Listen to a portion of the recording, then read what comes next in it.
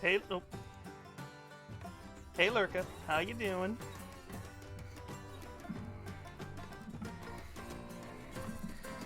I can't tell if this is too loud or if it's on my end.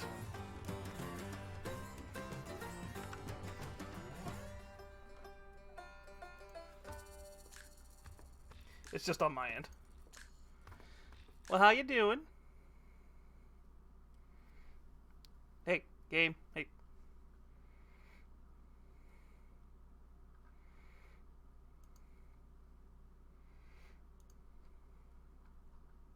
There we go. Ooh, that sounds fun.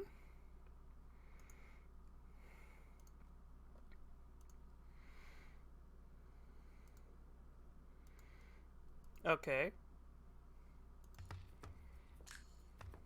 There we go.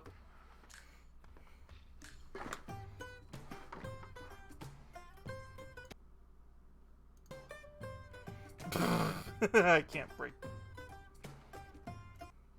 I'm trying to reset something. So 1 second. Okay, there we go. Oh god. So, if you've ever seen the Fool's Gold series on YouTube, they made a dating sim. Obviously, it's the demo, so I don't know how long this game is going to be, or how long it's going to take, or what we can do.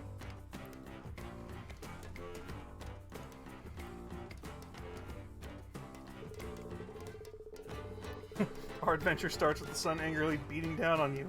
If the heat was a fist, it would be punching you. As you descend deeper into the jungle, the clear skies are soon hidden by these massive towering trees and a duck. Ooh, also very nice, Lurka. Your body is heavy and tired as you have been traveling through the world's deadliest jungle, known as the Bellowing Wilds. You have not been able to find civilization for, well, too long, but there! You see it, a glimpse of society just past these bushes. But it seems like in order to get there, you must fight past these vicious bushes. They snarl at you, as bushes do. Roll to attack. See, yeah, this seems about right.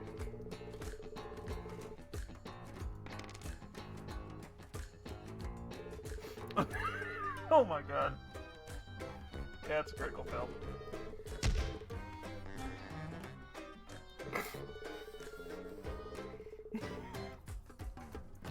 The road goes dark, you hear the sound of rustling leaves. That's how bushes laugh.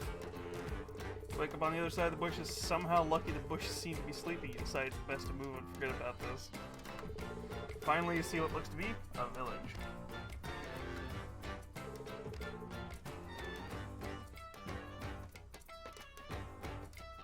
Aww. Oh dear, yeah, it's... let's say the cozy village of Bunterico. You see a man towards you, coming towards you with a nervous wave, whose stride is less determined with every step.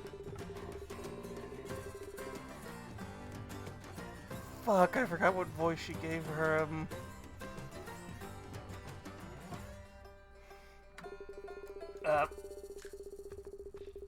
I mean, you look like you're an adventurer with a whole get-up and all. I don't want to assume you would have to be looking for work, would you?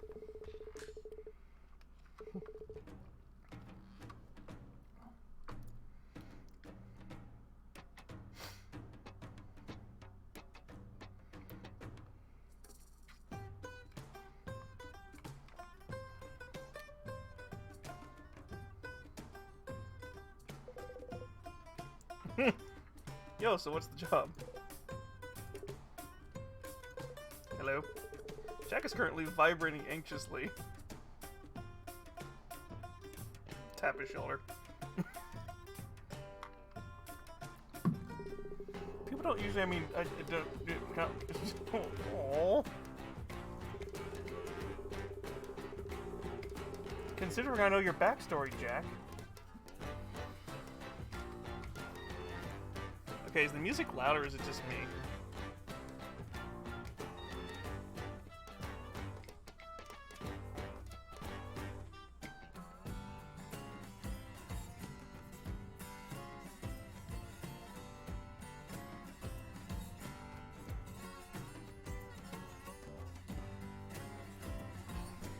Okay, look, it's only me. Yeah. See, I don't know. I feel like he probably is just Felix's voice, if you've ever seen these videos.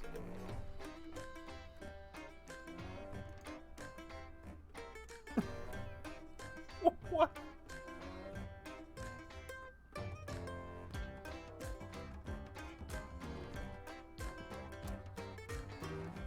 So... Jack... Gothy... Stips...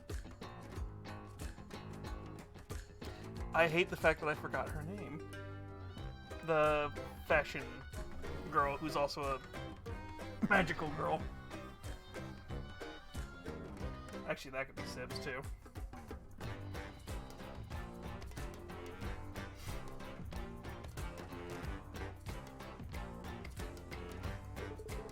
It's close.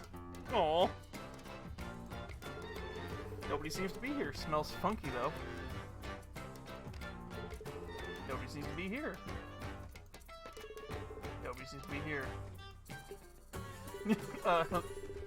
No. Boy, this is gonna be one of those nights, isn't it?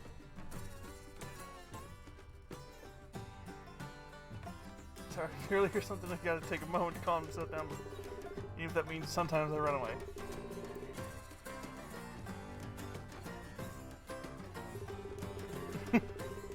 Yeah, let's not spook him out again.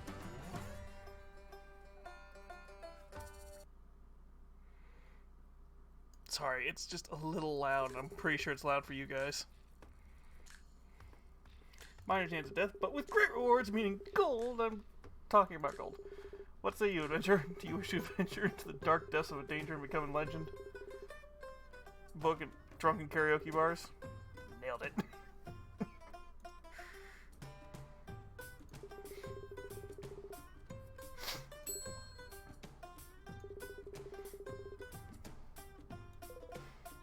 Yes. Should I be questioning this now?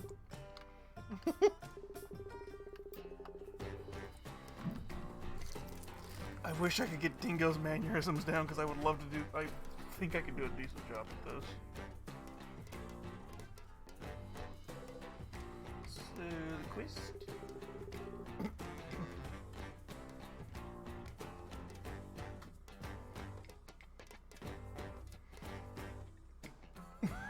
Sorry, I just saw that out of the side of my eye. I'm like, what the? Ducks? Ducks not. Potions, potatoes, ducks. Sale. Ducks not for sale. What the hell? Oh, don't mess this up, Jack. Uh-huh. Sure, Jack. Countless nights I have found a great temple, wonder, mystery.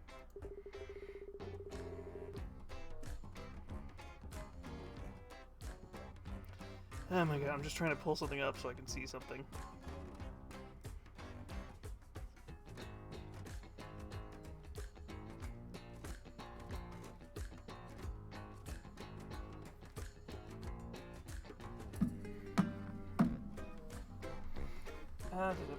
And look, I really just need you to help make sure I don't die. Can you do that?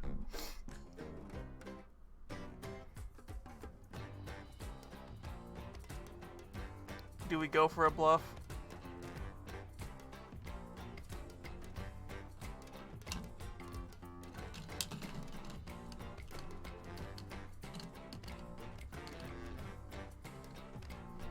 Let's try it.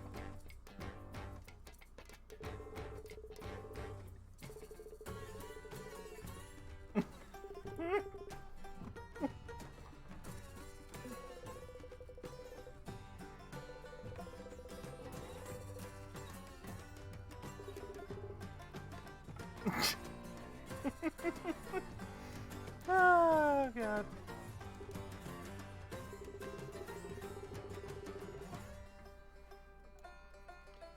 One second.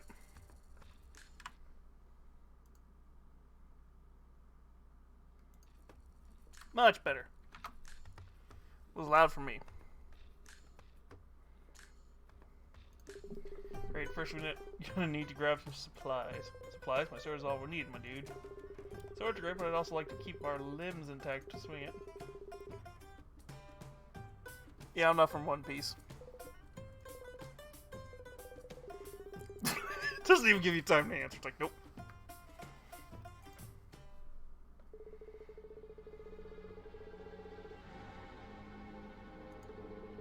Like there's weird shit in jars and you definitely smell something that makes you want to leave. Just the way he slides in. I gotta straight to your face and don't mention potatoes, got it? You see this person? Hey, it's Gothy.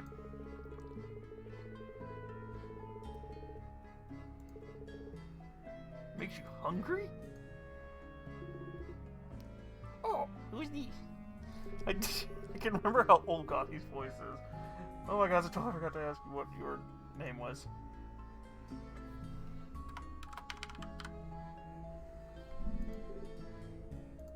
Okay, you sure? Yep. You're helping me on a quest of imminent doom. Or fetch quests. Hopefully not, but we're hoping to buy some health potions. Ah, prevent your losing names problems. You know you can fight with sword and teeth, yes? She gets it. Well, regardless, we need something to prevent death. Oh, big ticket item, eh? Well, let me see. Why is that leaking? Oh, what are you doing? You can speak now? That's weird. Anyway, where did I put these sandwiches? Try not to breathe on anything. Looking around the stall, you see lots of plants in jars, but have no idea what the hell is inside of them. You swear something winks at you from inside one of the flasks. Now you know you shouldn't be touching or licking this stuff, but...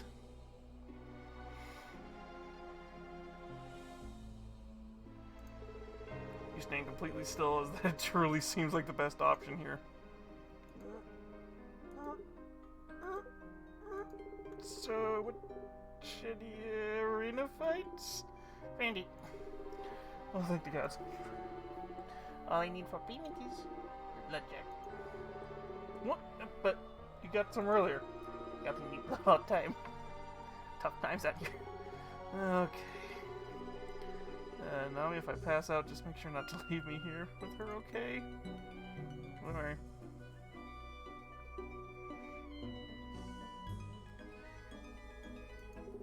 Okay, cool, thanks.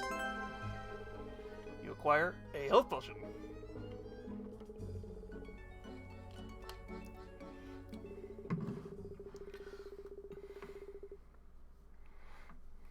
Looks like you can check off survived a Swamp Hag's market stall in your adventure logs. Now let's go buy some rope. Got it. Good to go.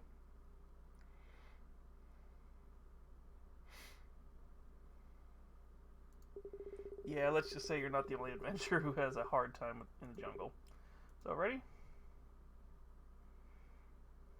Ready when you are.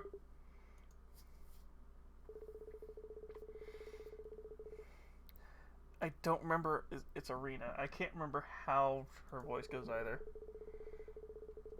It's like almost a Valley Girl thing going on. Along with the scent of what you can only assume is happiness and bath bombs. How the fuck did they get bath bombs out here? This stall makes you forget you're in the world's deadliest jungle. It also makes you think, how the fuck did this survive here? Arena? Are you here? I cannot do.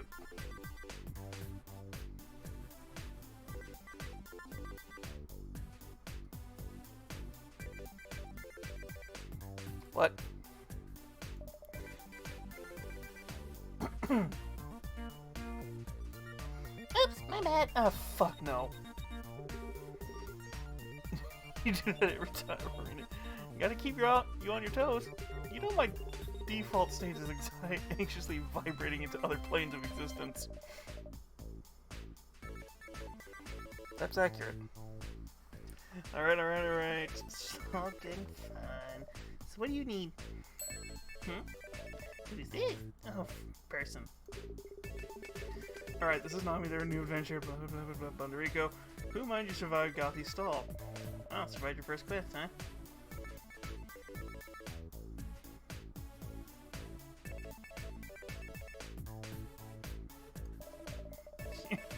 Arena, world-renowned seamstress? Nope. Oh well, not the Glittering Needle in Void magazine. Nah.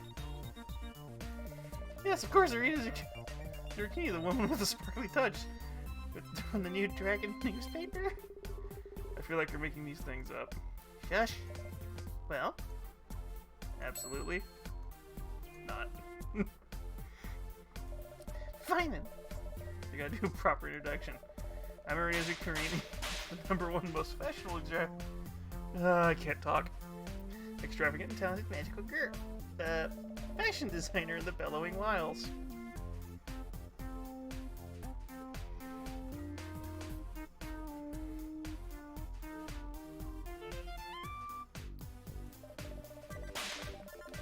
Yes, I know, very impressive. I'm the best seamstress in all the Bellowing Wilds. You're known as the only seamstress in the Bellowing Wilds because the competition is too scared to compete against my skills. I think they're scared of the world's deadliest jungle that kills people all the time. Excuses, anyway. Why are you here? I get distracted by my intro. Are you still here, Lurka, or are you just, vibing?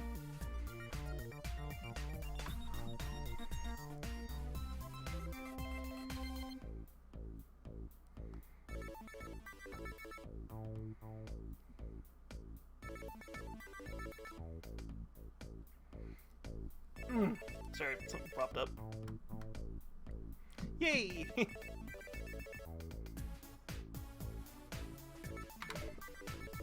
Rope? Oh yeah, Carson, not only do I sell amazing outfits, I also sell the finest rope. Trying to think too hard about it.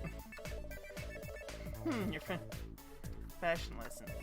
Why don't we see what level you're at by having them design a custom rope? Wait, custom rope? Of course, wait, have you not had custom designer rope before? Ooh. Oh, you poor sweet summer child, let me blow your mind.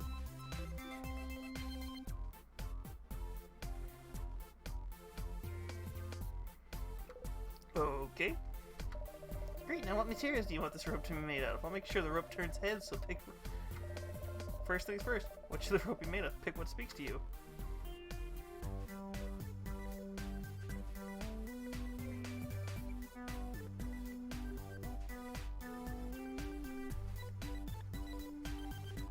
Rope. Oh, that's your material choice. I thought you were just having a moment or something.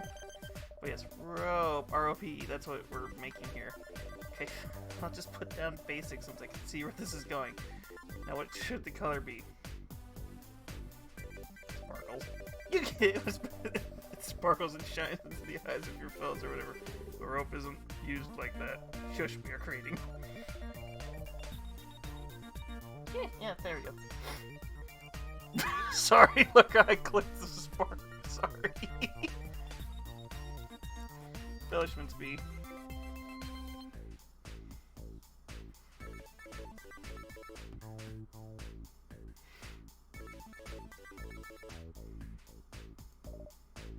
Spot. So, like, every time you climb it pierces your hand. Maybe not.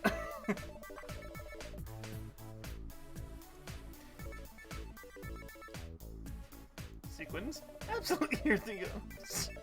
That's all you need from you. Let's head to the back and quickly put this together. Arena seems to be working as hard. The pulses sparks of glitter coming from behind the counter along with the sound of power tools.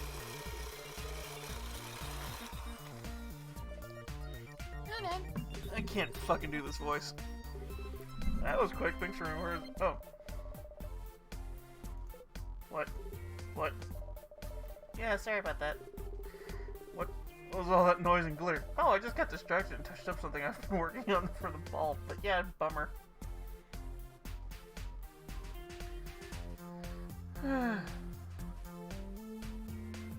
So, part of me wants to go, so none of that mattered?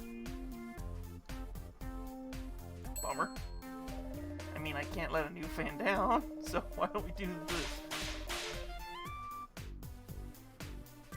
Ooh, okay.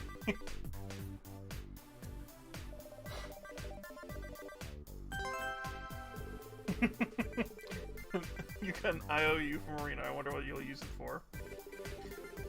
That's good, but all we need rope. Oh yeah, I got some. Wait, you had rope the entire time? Well, yeah, I sell ropes here, my dude. But I'm all about customization. When I have the materials.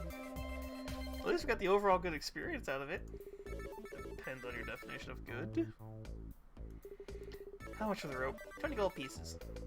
20 gold pieces? What? It's just an oversized piece of string! Look, man, times are tough in Puerto Rico, and I'm not sacrificing my spa days to the price of the price. Yeah, I'm not expecting blood this time, Jack. Dang, fine. It looks like I might need to sacrifice my eating days. Oh well. What? I don't remember Jack's voice, but the problem is I know he doesn't sound like a hunk. He's a nerd.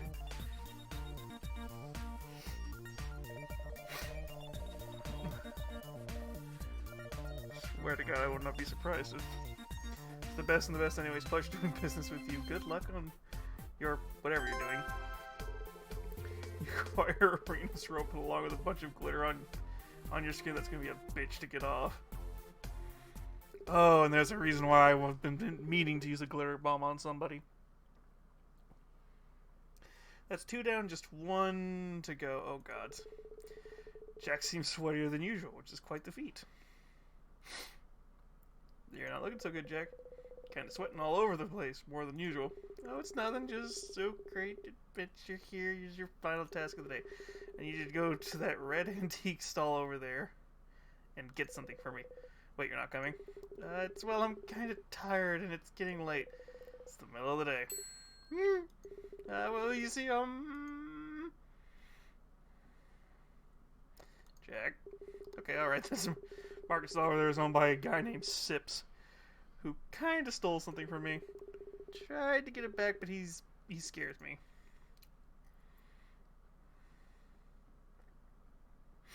Sounds like it might be best to confront him.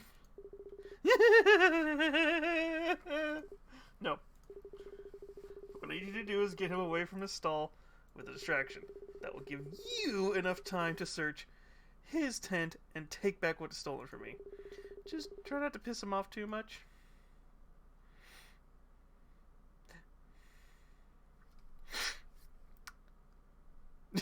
I got a steal for you? Hell yeah.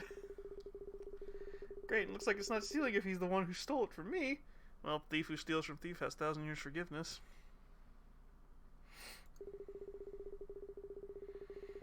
You'd probably curse me or something. So, what am I looking for exactly? It's a small, ancient-looking box with lines and a big old crystal on it. Not heavy, so it should be easy to just grab and run. Maybe don't immediately run. He might notice. I think he can sense fear or something. Try to be subtle and stealthy. Playing to my strengths. Got it. Awesome. I'll just be over here cheering you on. I believe in you also. I don't cover your health insurance. Thanks. Ah, yes. Placeholder music. Thought it sounded familiar. You enter a stall that kind of just looks like a knick-knack shack with lots of trinkets, antiques, and normal-looking objects. Like a hairbrush. Yeah, it's fucking weird and you're instantly suspicious. Then coming from behind the booth, you see... How do I put this? Not a man, but a monkey. Man? Yeah, weird and suspicious. I'm not even going to be able to do justice for Sips' voice, because Sips has... Well, is clearly Dingo's voice.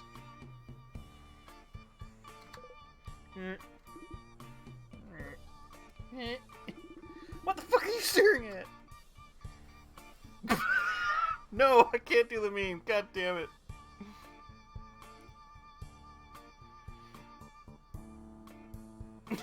God damn it. I know what I should put, but monkey. Just feels like I'm gonna get my ass kicked.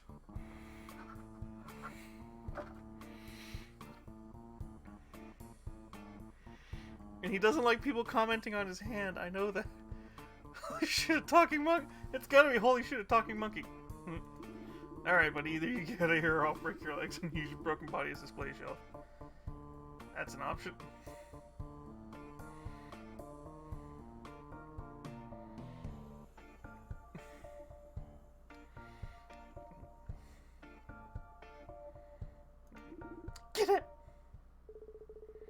You got kicked out, at least you got a trophy for it. Placeholder, you unlocked an achievement here in full game. You got this, I believe in you. He's a tough guy to please. But try again. Maybe stay away from the monkey comments. Just a suggestion. Probably will stop you from getting electrocuted.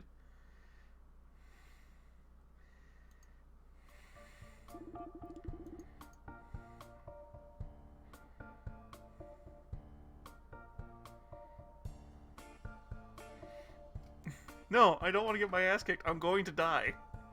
Because you can die in this game.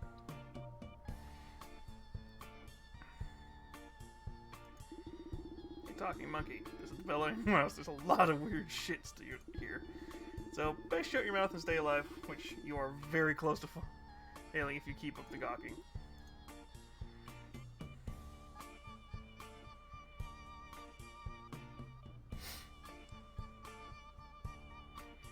Actually, I was like, too scared to show up himself. Typical. So you want my box, do you? I'll be willing to sell it for the right amount. What do you want for it? How much you got in gold? We don't take blood anymore. Literally nothing. If you're gonna lie, I might just have to give the box to you. If you're gonna lie, I might just have to give the box to you, specifically to your face, repeatedly. What, you think I became an adventurer because I was rich? You don't fight terrifying monsters for fun. Well, some people do. But they're weird. Not that I fought any myself yet. So you came to buy something from me with no gold. Yeah, it made more sense in my head at the time. Is there anything else you want? Do you have anything to trade? I have my trustworthy sword. Garbage. Clothes on my back. Ew, not even a vest. No thanks. What do you want? Sips looks you up and down. I'd be willing to hand it over for an IOU. Really? Jack would have picked someone more useful than himself since he can't really do anything on his own. So I'm sure I can find some use for you down the line. Also, if you refuse or run away, I can take it out on Jack just before coming after. Fuck, I forgot how creepy. Fuck, I forgot how creepy he can be. Congratulations, you've gotten Jack's box. You owe Sips. But Sips also makes you seal under this IOU with your own blood. So better not skip on repaying debt later. It's probably fine. Don't think God's give it here. Jack plays around with it. With the complicated knock on the side of it and starts to get more and more frustrated. How am I going to get into it now? I thought I just wanted the box. Well, yes, I mean the design is cool, but I actually need is inside of it. But too dang hard to open. Only a genius could open it.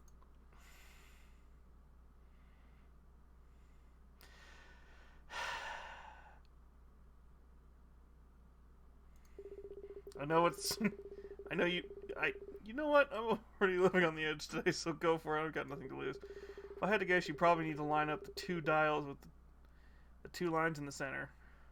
Oh, dear God.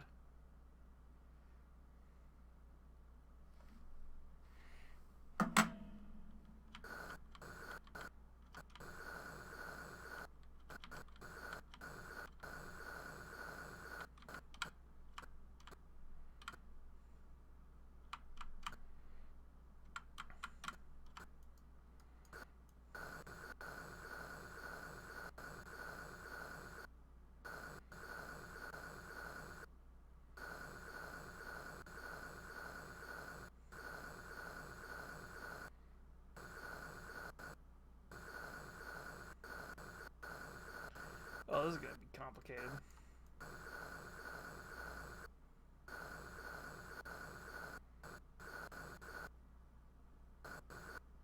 No.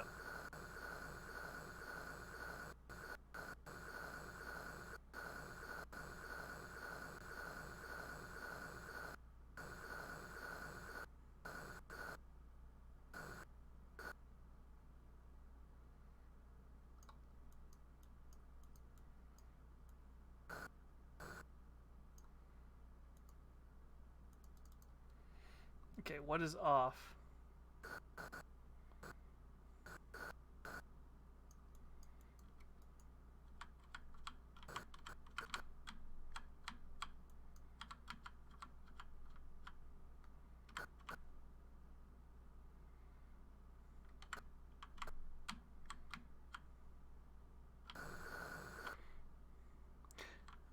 What do you mean, what in the actual fuck? The noise? Oh! I am dumb.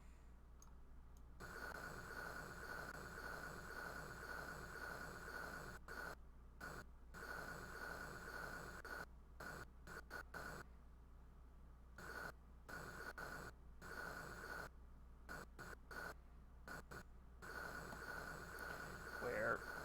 No.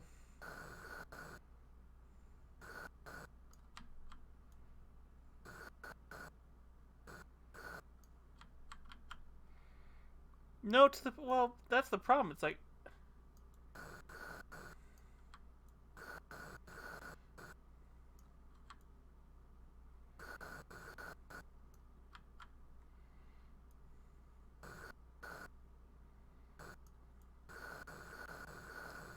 Okay. So... Portier, maybe.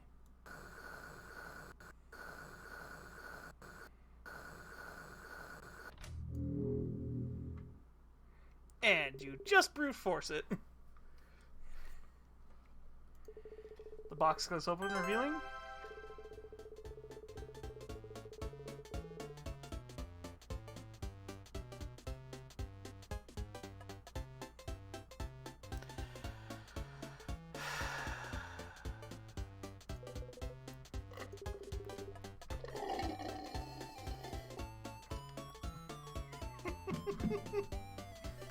Oh my god. The stupid pun. There's this... Okay, so we've got a love potion, a care owlbear,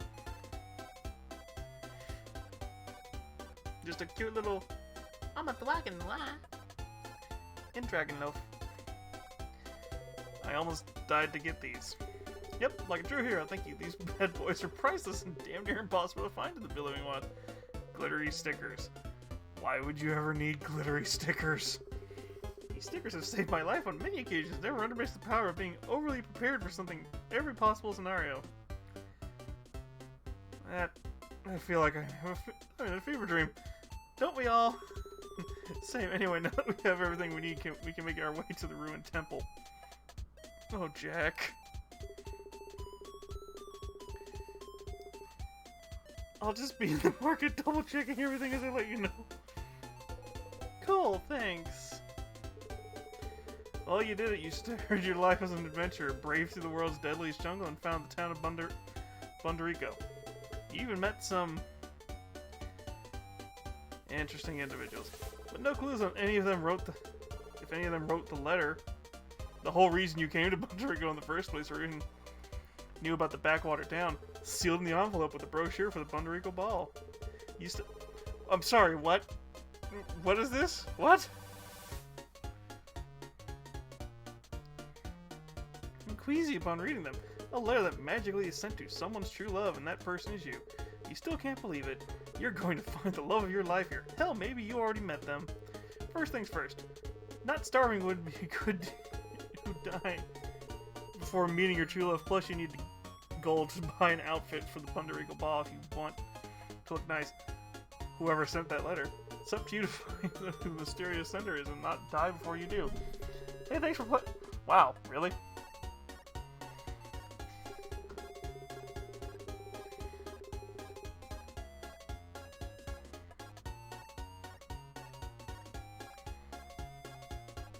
Sorry, what?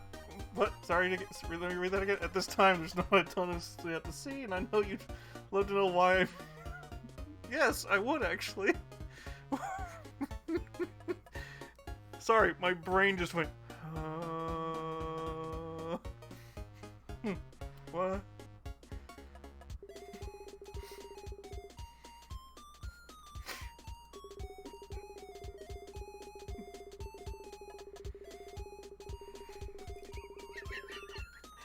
Okay.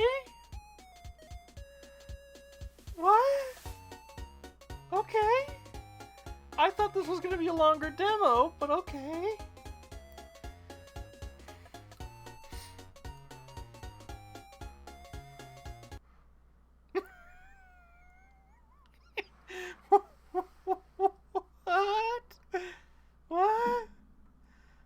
I would play this game again. Would you purchase the game fully developed and released? Yes.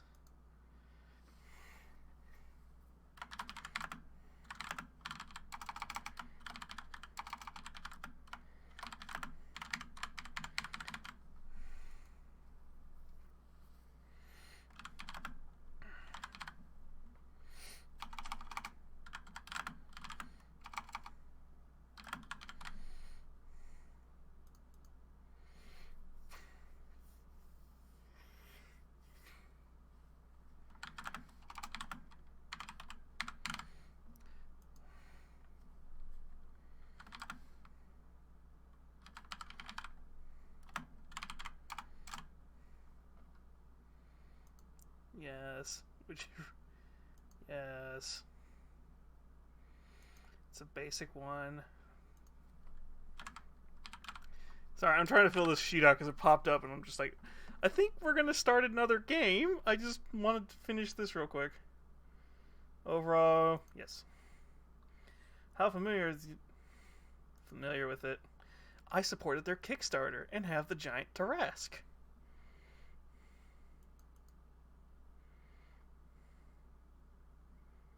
Yes.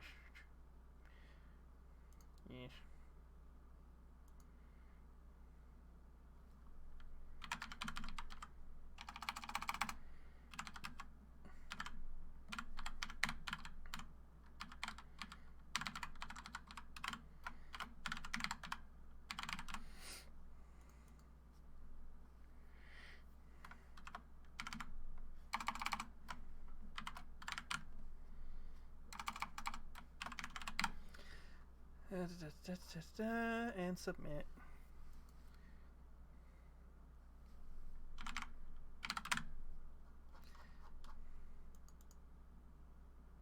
Alright, done. So, I didn't really actually plan for anything else because I thought that demo was going to take longer.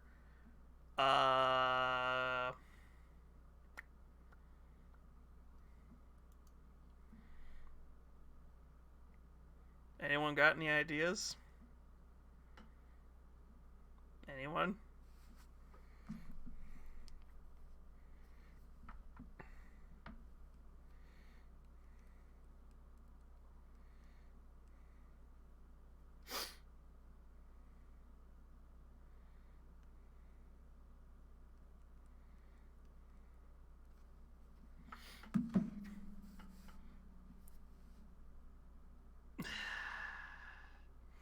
I knew that was going to happen.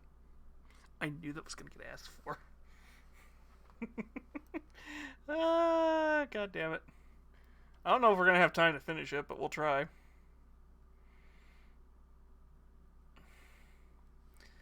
Alright, let me bring it up.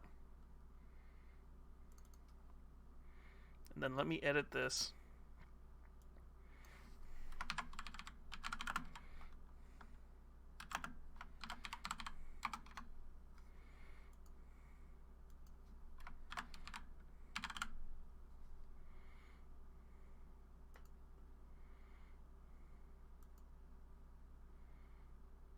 Oh shit, yeah, no, we didn't. We can probably just bum rush through it then.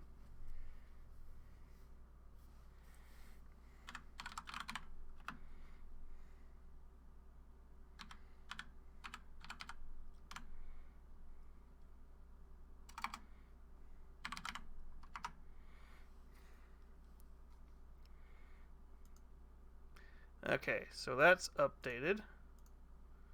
Close. Properties.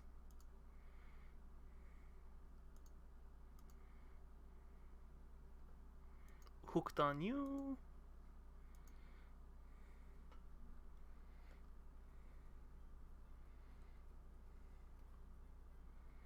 Alright, let's try and shoot for blah blah blah blah blah blah blah blah. Can I load the game?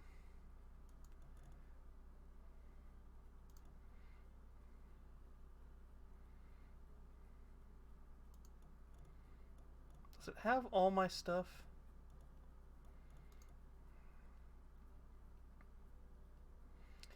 So that's gotta be yeah, new file.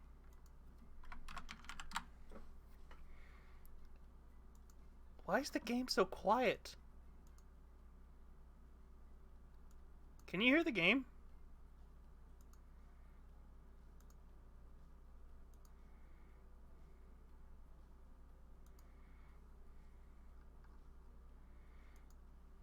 Hey Lurker, can you hear the game or no?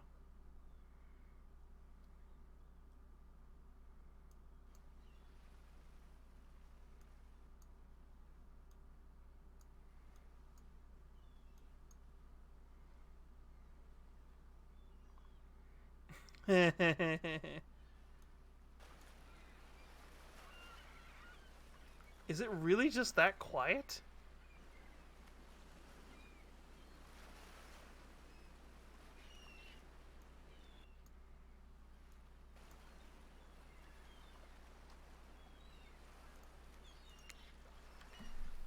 Wake up on the beach, soaking salt water, stinging inside of your throat. Yeah, it's super quiet, and I don't know why. Is it on my end? Does my end actually affect you guys?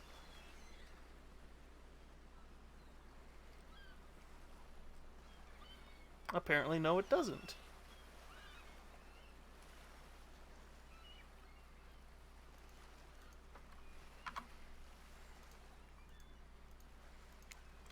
You have no memory of how you got here. We've been through this before. Oh, they went down the wrong pipe, eh?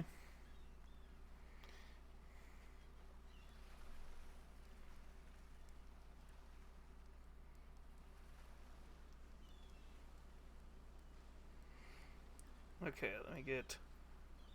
I'm not looking up anything right now. Because I can give you a minute. You got plenty of time in this time, really. An eternity if you catch my drift. Whoa, not now, Ocean. Sorry, not maybe I continue. Please, go on.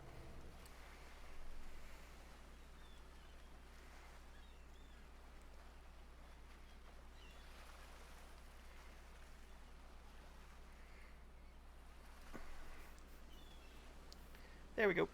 I just need the different answers. As I was saying, you look down at your feet, ankle deep in crystal blue water of a newly arrived wave. As the water recedes back into the ocean, it reveals a grotesque discovery. A decomposing vase stares up at you from beneath the sand. All you can do is vomit a stream of dark bile, bugs, worms, and other ick. Questions race through your mind. Why are you here? How did you get here? Who is behind this incredibly charming and well-spoken voice in your head? However, answers don't come easy. Your mind is completely blank. What will you do?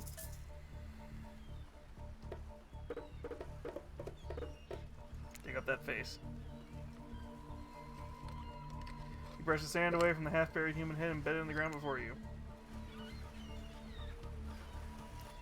There is no body, just the head, just this head. As you pick it up, flakes of skin fall to the ground. The jaw falls open, revealing a gold coin sitting on the rotting tongue of the poor dead soul. Getting your hands dirty, I see. I like that. You take charge type. You examine the gold coin briefly, happily distracted from what has otherwise been an extremely confusing morning. The sun beats down on you, drying your clothes, your cheeks, your pockets, but they're empty. You check your pockets, but they're empty. Plenty of room for a gold coin, you suppose, so you deposit it. Oh, that's a nice coin you got there. What if you were to spend it right now?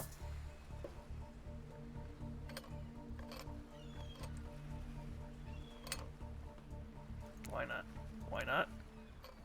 Well, hi Dwight and Claudette. Long time no see. Take that. Claudette quickly relieves you of your gold coin and tosses it to Dwight, who bites down on it like an old-timey prospector before handing it back to her. And this is for you. Claudette presents you with a tropical drink. When you take a sip, find that it's incredible. Money well spent in your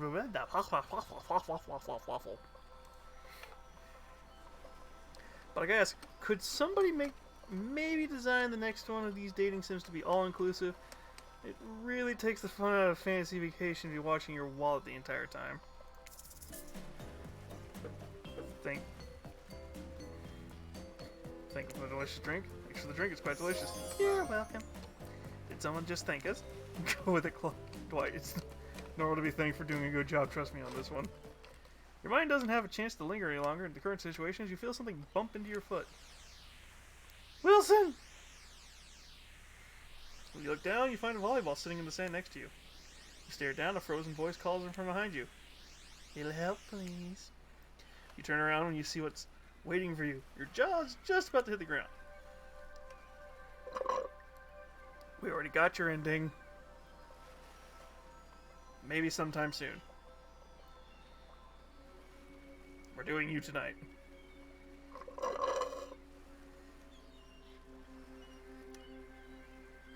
Maybe.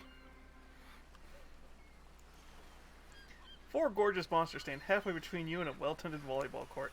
Each of them oozes with undead energy, a magical aura reaching out and penetrating you via your eyes. Your heart begins to raise curiosity, fear, desire. You can't help but stare at these casually dressed, let's call them killers, I don't know. Not to be judgmental, but that's just the energy they put out there. So many competing feelings rush through your mind at once and you're completely paralyzed. Hello? There are weird days and then there's this. All you can do is look down at the ball back and blah blah blah blah blah blah. Toss back.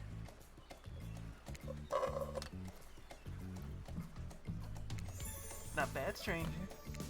Huntress' muscle rips as she grips in her hand. She looks up and down and consider what might be held tightly in those strong arms. Or perhaps, maybe a little sweaty, but that's okay. It's natural.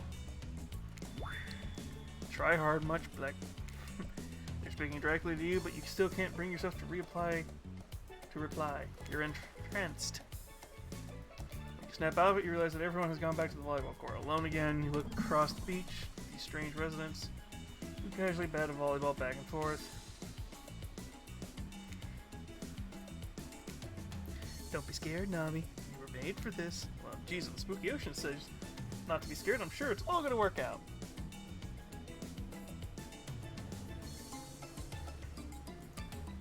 Well, no good reason not to decide. What happens next? I feel like I can just start clicking through this and we just start picking the answers. Because we've gotten to a certain point before. What do you think, Lurka?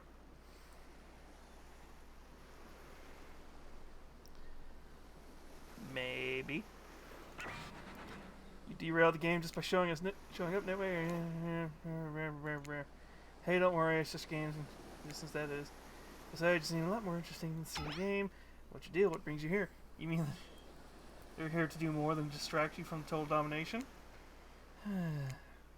That was Wrath. The sign means he was done with the game too. Either that or he saw a butterfly or something. Is this a pigeon? Look, I don't care. Why is the slack-jawed moron here? Just want to know, can I kill her or not? You know you can't. At least not yet. Oh yeah, not yet. I fucking broke me. Yeah. This is a time quiz. Important later. Very important. Or not important anyway whatsoever. Probably that one. I can't remember. How attractive would you say you are? Average. I'm pretty average, I think. Just another face in the crowd, another normal meaningless life. Cycle.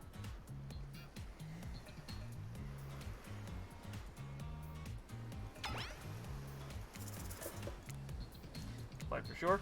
Technically, I suppose I can fly. Honestly, it's not. As far as I go, I'm sure what you want me. So the first one doesn't matter.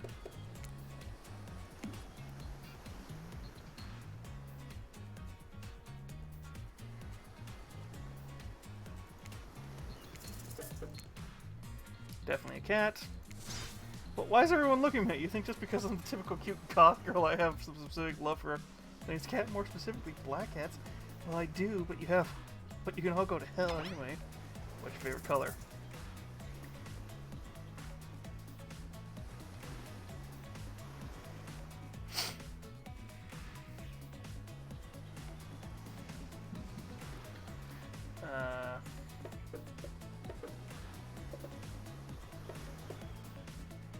It doesn't say. Red. Don't call it the color of love, but love is another word for pain. What's your dream job? Not working at all. We get to do what we really want, why work at all? We had to break free of some society expectation, climb the ladder. Only she could spend laziness into some kind of grand crusade that these damn millennials. Fuck you, Trapper.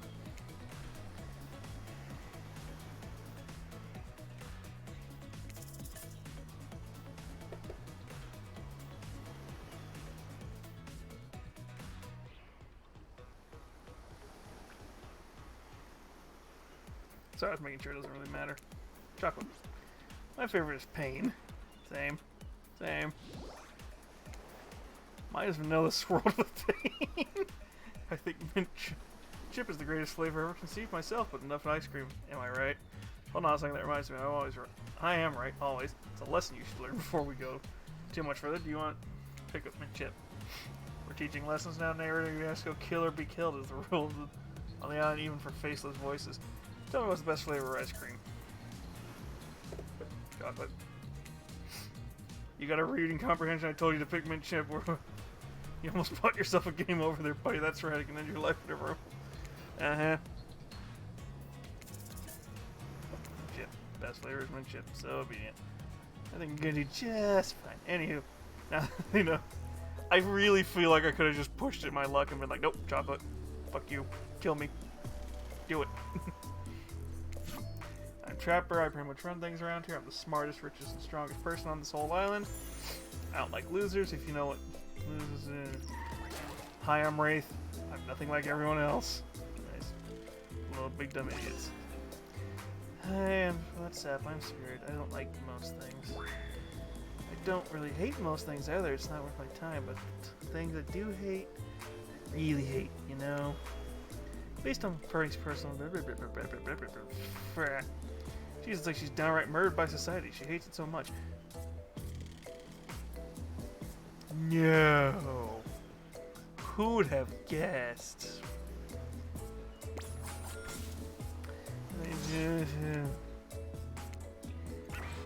Money.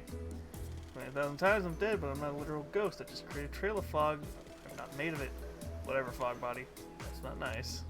He's not nice. You love it. Only sometimes. Ew, really? That's disgusting. I feel like she'd kick his ass. I don't know why. Don't speak for me. I also hate it.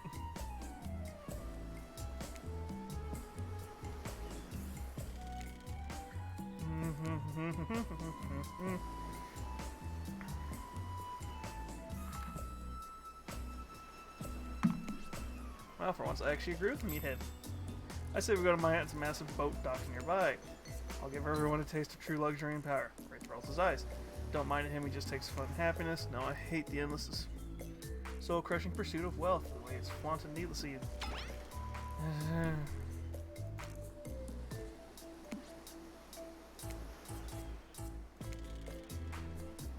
I don't feel like reading tonight.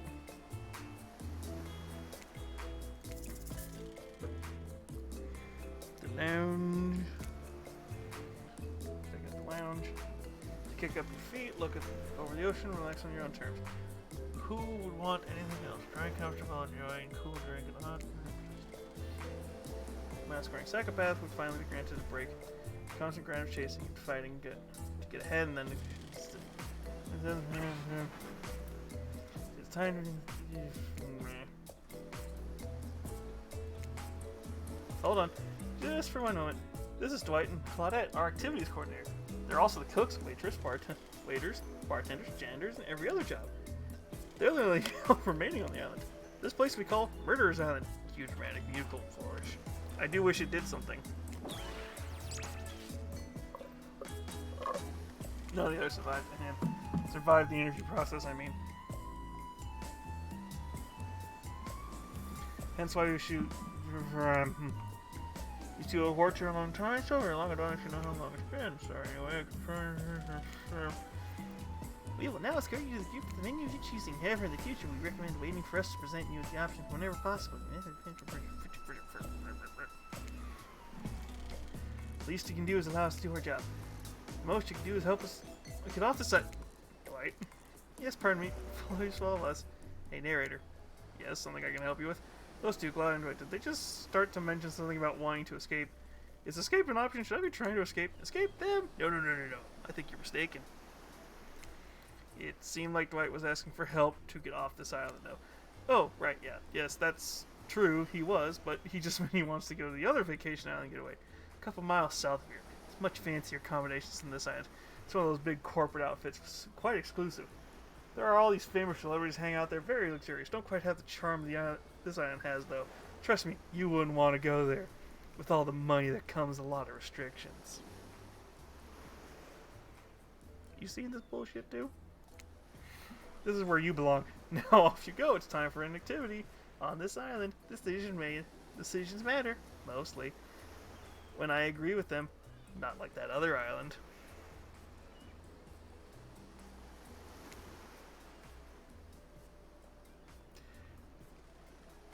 The nice thing is you can now actually see my resting bitch face going, really? Lounge. Finally, freedom from phosphorus for premise. Spirit looks beneath her gigantic sun head. She takes a spiritual tone. I don't know whose idea volleyball was in the first place, but I hate them. I tried to feign sprained ankle, but everybody already knows that I technically float above the ground, so nobody believed I was even putting any pressure on my joints in the first place. Then I tried to annoy everyone, but not giving a crap, and when that didn't work, I tried whining, and when that didn't work, I threatened to kill every single person on this island, but turns out I'm not the first to toss those kind of threats around on this island. So thanks, I guess, for getting called off. Are we threatening each other again? Now it's Dwight who takes a conspiratorial tone, his eyes shifting as he slips into a louder whisper. Please just make it quick. Claudette. Is what you'll be saying when we get behind the bar to make you that drink of your dreams. I'm hilarious, right? Right. So what are we having? Virgin daiquiri. I didn't come here to party, I'm just trying to make the best of a very strange situation. No, how about daiquiri? I know how to make that. Let's get the way around. I'll have mine virgin. Trapper sniggers at your choice of words. Sure you will, kid. Don't mind him. We don't need to soak ourselves in booze just to please someone else's expectations. If you ask me, that's enough. Spirit's here already. Besides, alcohol just numbs you to the painful realities of the world. I choose to face them head on. You'd never be something like, I don't know, hide all behind the world's largest hat or something. Please allow me to ignore any fashion advice from the man wearing a doll's face as a mask. Not a doll's face, jerk. Since we fulfilled your request, it's time to return the favor. Should have known there was a catch. Icebreaker time. I swear had I known they'd pull this kind of far enthusiastic community building crap, I'd suggest that we attempt to walk to the lowest point of the ocean before I ever set foot on the bar. You don't think it could be kind of fun? A little fun? Never mind, I hate it. This sucks, but it could be fine. Or whatever you say.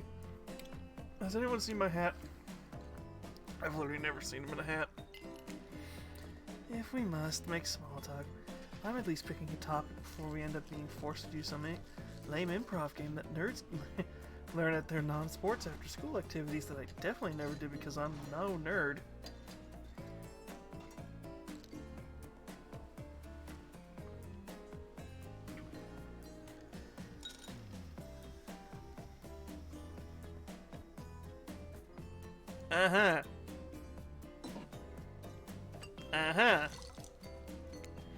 He thinks a certain someone does protest too much.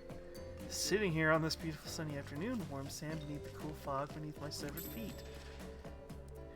The topic I choose is books, novels, comics, fiction, and on. Reading is the only real escape from the inescapable horror of life, the escape into your own mind. The groan rose to the crowd. Now, a lot of readers here, I imagine, based on their response, they were much more enthusiastic about drinking. Considering the situation we're in, seems an appropriate time to ask you. Nami, what's your desert island book? The one book you bring with you if you were all on your island like this. Oh, and it has to be a classic horror for reasons that should be obvious. Copyright. She means because this island is an island of horror villains, also those books are all in the public domain. Nothing too modern. Humanity has really gotten soft these past 100 years. So what's your favorite? Dracula is one classic that's still scary. I can ruin Dracula really quick. It's a found footage. To properly make a Dracula movie, it would be a found footage film.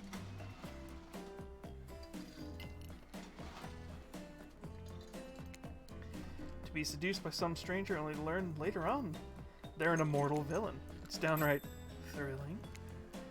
Well, I guess I was going to say that despite the deviant behavior of Dracula and the threat of possible danger or even death that he poses, you can't help but be turned on by the liberation from the status quo that he represents. Same here. So what if some old doctor says he's a bad boy? You're supposed to reek like garlic and sleep alone? Who do they think would buy into that?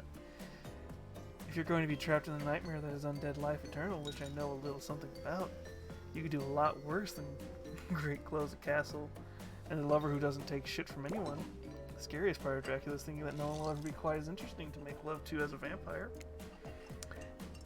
Yeah, enough about these old stories that belong to someone else. I think it's time to make up some new stories of our own.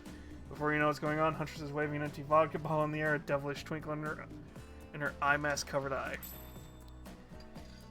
Might I suggest something a little naughty? Let's get a nice circle and spin this bad boy. I keep forgetting he's a thing.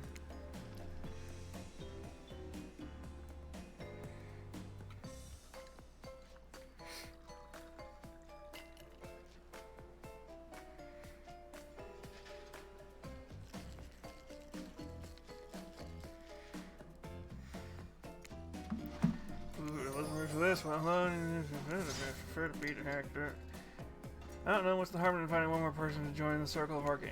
Oh, I can't say. I just think it's a great idea. While also teasing the secret trickster ending. I've got much better things to do. It's an annoying ass fucking ending to get. I'm not gonna ever try it. Because you have to do like certain things exactly right. The rules are simple. First spin, then you swap, spit. That's it. Let's be clear that this ain't a peep show. We're here to have a good time, but in a classy way. All makeouts will happen out of view of the public eye. Real romantic like. Yes, romance is our goal, but we'll be waiting here in complete silence, trying to listen and use our imaginations while you make out on the other side of the bar, but not watching. Like adults. Romantic. Well-adjusted adults. You get the bottle in your hand and you put your fate into...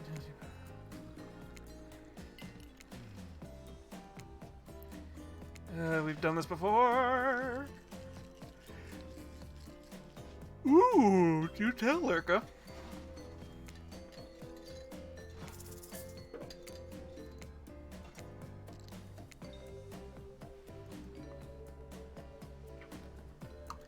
Damn it. You got Trapper. You two are meant to be psych. Actually spin multiple times to get the real result. First to get 3 times is a true match. That's how we play. Hardcore spin the bottle here on the end. Let's... God damn it.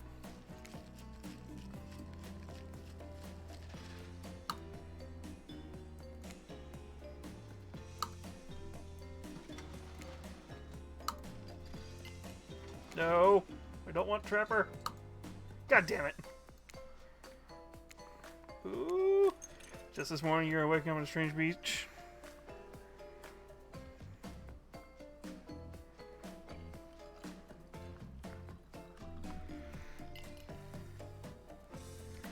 Try landing on the ball. It ultimately doesn't matter who wins the ball as long as you made the right choices above. Okay. Yeah, do tell Lurka about those sisters of battle. Yeah, look at your hands.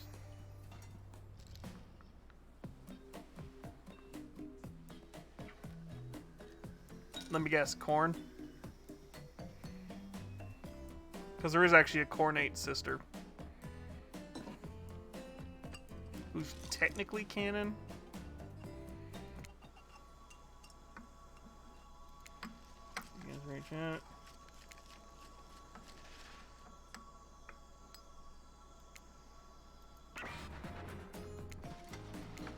Don't cry, no. God.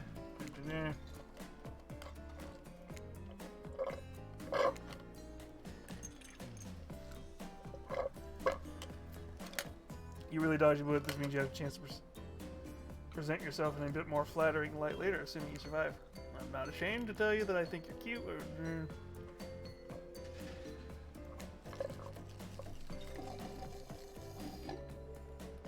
Considering he's part of Spirit's ending.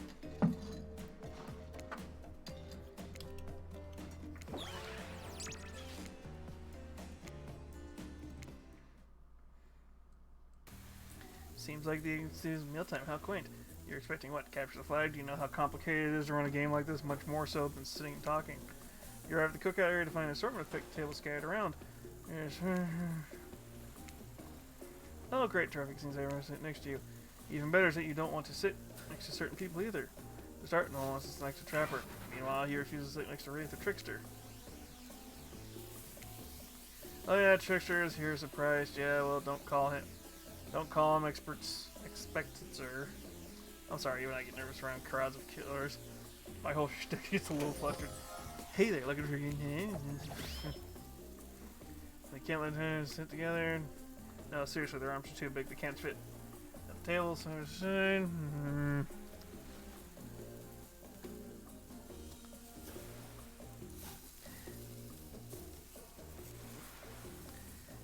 Is there a Slanesh one? I thought the only one that was canon was the corn one.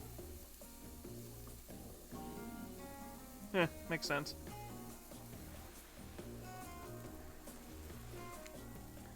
And there'll be lessons you ever think here's a choice. Got that? Okay, Dwight and Claudette are directing train. Hunter Trapper. I'll let everyone see you. We can begin dinner. Tonight's meal we prepared slowly and carefully with both love and hate for 12 hours over a spit. We hope you all enjoy it. We really, really hope you do. Hey, you didn't actually tell us what you were serving. What are we eating? It's meat. Seems with a certain number of special herbs and spices that we simply can't divulge. 12. My favorite. Meat is good. Meat is murder. Which you know, considering what you've been up to. Who are you to get judgy now? I'm just sharing the facts, and you need to murder something to eat. It's meat, so that's like technically true. Technically true is the best kind of true. Yes, it is. Yes.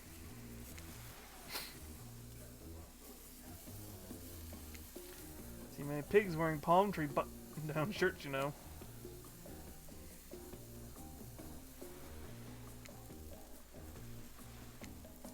This took 12 hours.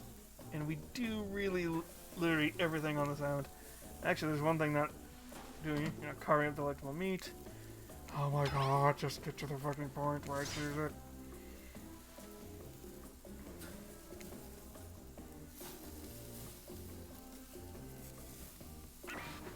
The hell it is.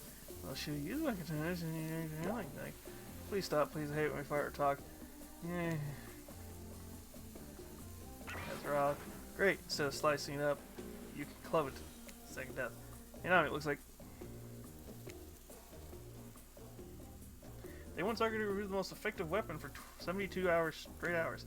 And it doesn't matter which one does it. When they're done, they will take even longer cleaning their weapon, while explaining the value of maintaining your tools. To be fair, despite being a bunch of cold-blooded killers, for some reason they're always terrified of tetanus.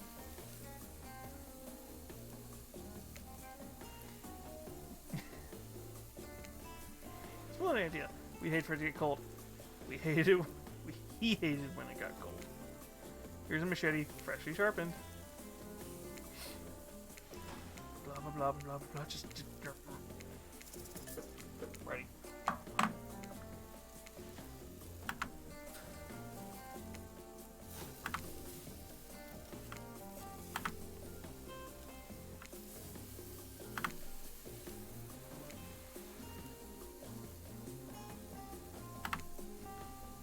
Not bad. Clumsy weapon. Yeah, I said machetes are dumb. Dinner's finally served for real. The sounds, especially coming from the mask killers, while they eat, which involves lifting their mask and showing food behind them, are nasty. Spirit Mariola doesn't even eat. She's the only one who seems to really be embracing being dead. They're all dead, right? This is obvious. Hell, I mean. Come on, we're still trying to be mysterious here. You think mystery comes easy? Claudette and Dwight aren't the only ones who've been working their asses off to make this night perfect.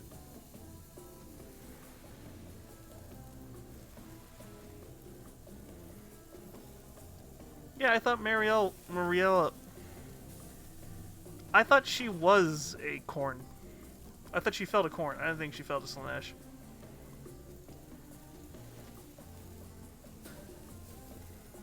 I mean, that does actually make sense. Never mind. Well, at least they're lifting their mask. This is only 99% as disgusting as it could be if they tried just through there. Spirit, why aren't you hungry? Two best things about being dead is not having to eat. That's the only thing.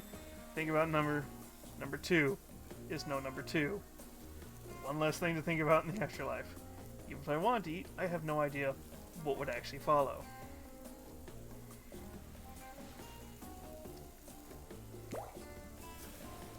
You see how deep that cut in my abdomen is? Do you think the gesture tracks picked anymore? Between the food...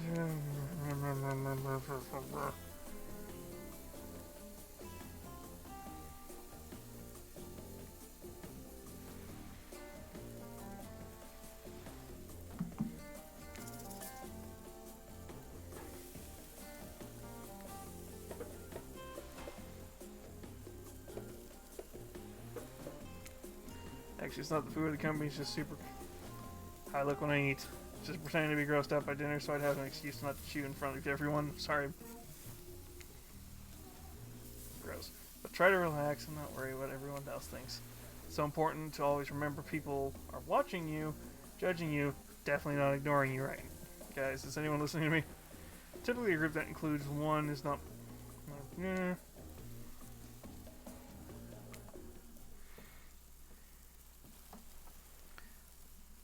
But she was a sister superior?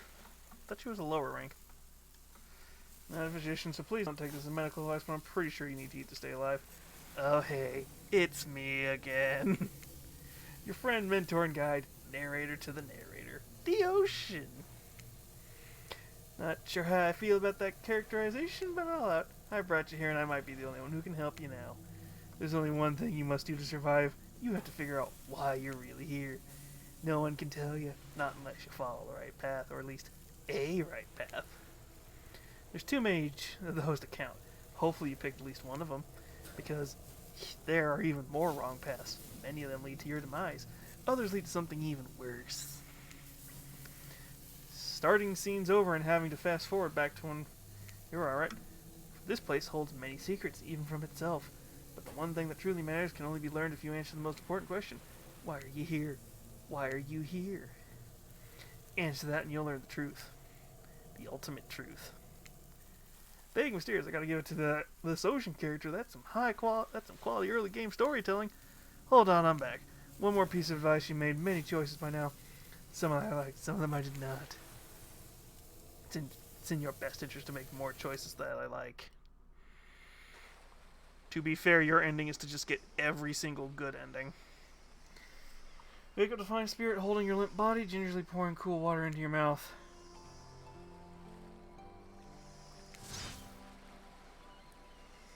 Radius.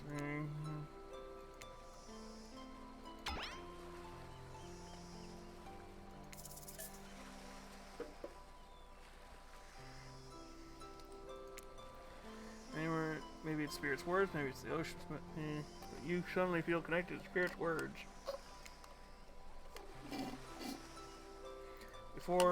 But that's one thing I know to be true. I've always been alone, and I will always be alone. Turn from looking to the ocean is looking directly at you now. It's a funny idea, isn't it, being alone together? The best we can hope for, maybe.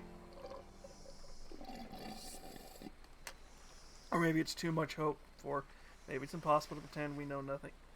No, anything is that just arrogance. Aww.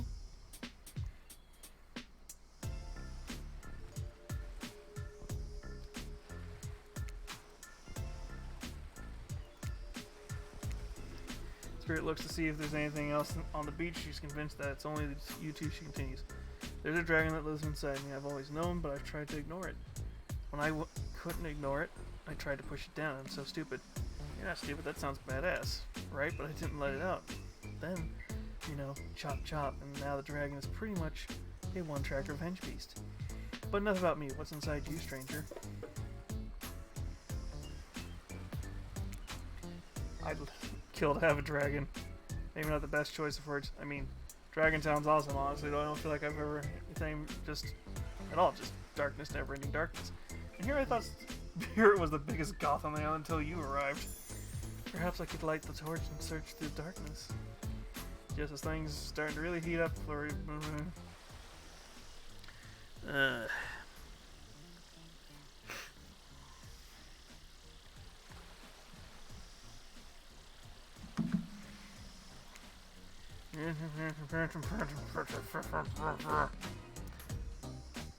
Huh. Okay then. I did not know that, Lurka. I knew there was a canon one, I just couldn't remember what she was. Playing sick? No, I was. No excuses. Go.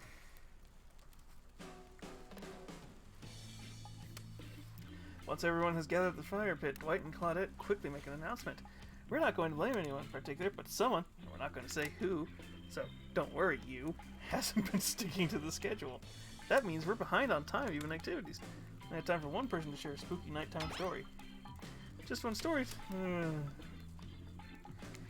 Oh my god, just get through this shit.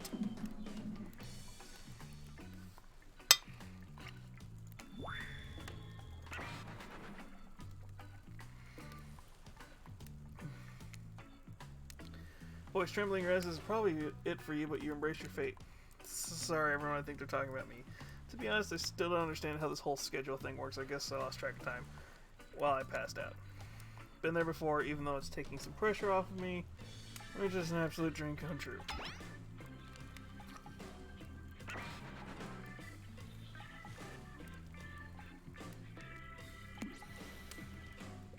We all know who we love. Don't name any names. Who even knows any names? Not us. I renounce my name. Who's Donald? Who's Dwight? Who even knows anymore? Call me nobody. But we still gotta start story time, so, Nami. Don't you Spirit. Oh, the entire experience is being carefully crafted to avoid IP infringement lawsuit. Let's be careful. Well, yeah.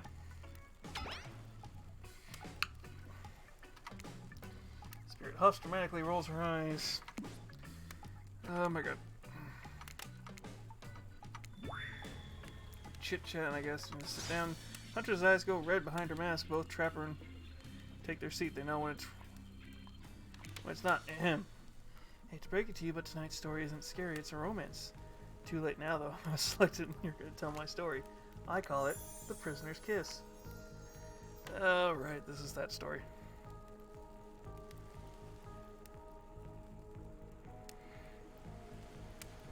Yeah, she might be more of a Chaos Undivided Lurka.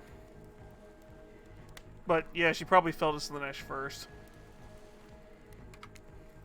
With a dark summer's night, warm rain seems. Detective Hada, a celebrated investigator, renowned hostage negotiator, was called to. In the middle of the Burlesy market had appeared a giant box, strange alien in its appearance and massive in size. No one knew how it got there. Was it delivered? Built on site?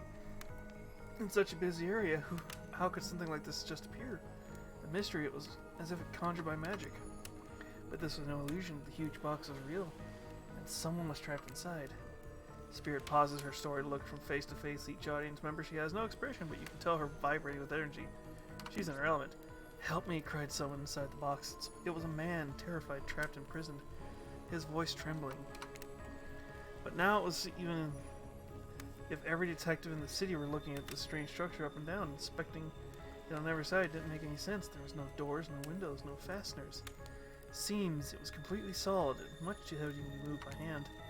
Solid, that is, except for a single small slit that just enough for one bloodshot eye of the prisoner trapped inside.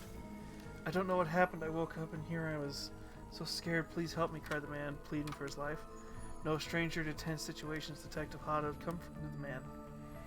She used her training to calm him and buy time for the other investigators. However, time did not bring clarity, only anxiety as the night dragged on and no progress opening the box. And as the night grew longer, the seeping rain puddling in the ground, the man inside grew more desperate, more sad and lonely, more pathetic and in need of help.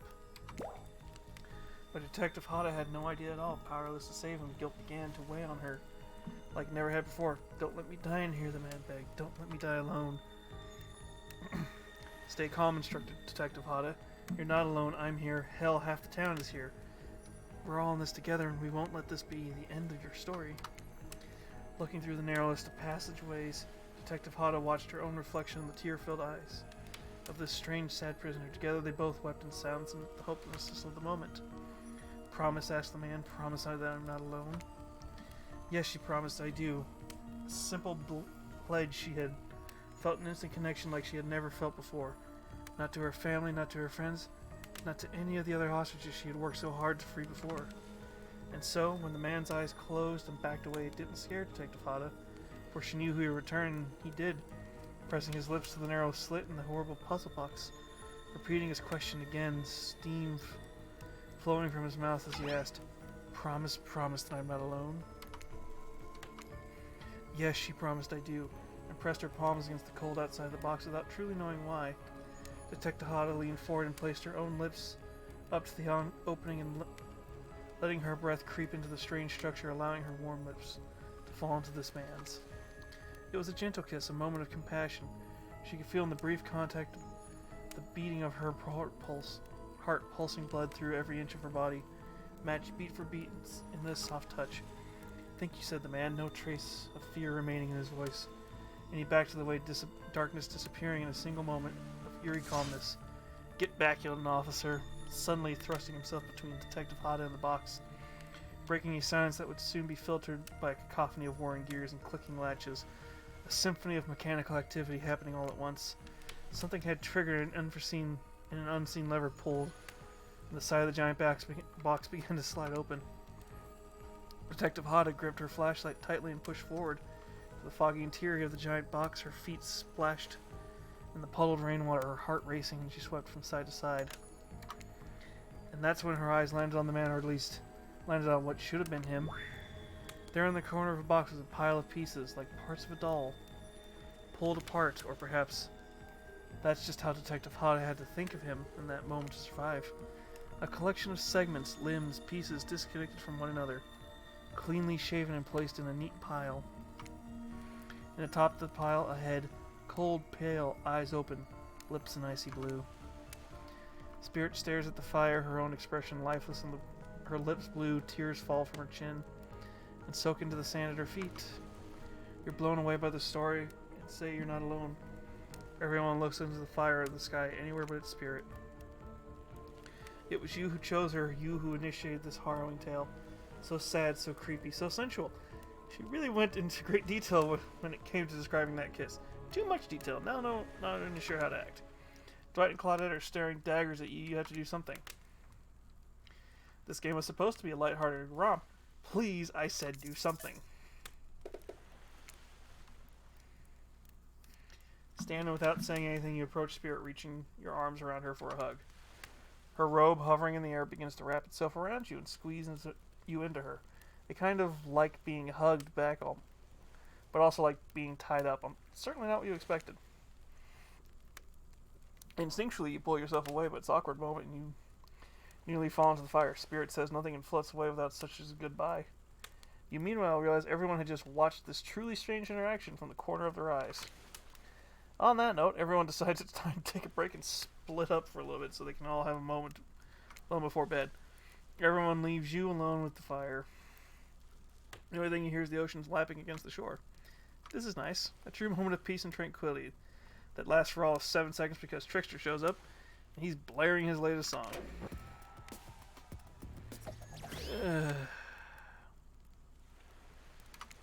He doesn't wait for an answer.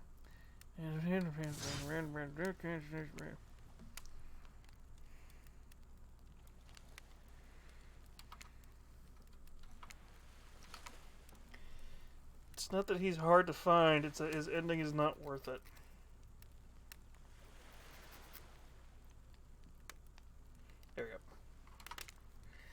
approaches you.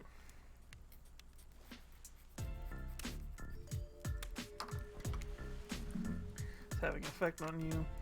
That fog follows me around. I can feel you breathing heavily, taking me in. You and I both actually flabbergasted at that piece of information. Legit, you learn something new every day. Even when you're a narrator. You're doing it again right now. You need to calm down. You should come to the hot tub with me. Dipping into hot tubs with the spirit. You've come a long way in a single day. I'm not saying you shouldn't follow her. An offer like that. Just don't forget a little talk. Your ending's also not worth it, because I have to do everyone's ending.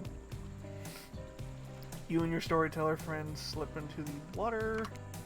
It's just right temperature for an evening dip, plus it's... if some Joe shark comes along and manages to jump into the... You're also pretty sure Killer Companion could handle it. I just want to be totally clear, even though the story bore some similarities into my life, it was not about me in any way, shape, or form, not symbolically nor metaphorically, not any other ethically. I believe you completely. Sure, you were cut to pieces in your life, so you want a person. And so is the person in your life, a perfect normal coincidence. So you're not entrapped, one might say, in a puzzling place. Also a completely regular coincidence. And sure, his lips were blue. Your lips are blue. Really, you call this blue? Searching for answers, hoping to find revenge. Okay, so the simile stopped there, I guess. Coincidences. Sorry, the coincidences. Get this through your head, whoever you are. Samurai blood runs through my veins. Or well, maybe it has coagulated, but no. No need to sweat the details. Regardless, I'm a descendant of noble warriors. Thousands of years of training with bladed weapons preceded my entrance into this world. Do you know how many swords that is? A lot. You've got to figure with that many sharp edges, a person is bound to get disconnected from a body part here and there. The truth is, and I wouldn't typically share this, don't go blabbing about, I dreamt of that story, like watching a movie in my sleep, when I was a little girl, years before my father sunk his blade in my skin. I've never been able to shake it. That's a very adult style virtue. Remember, do you believe me?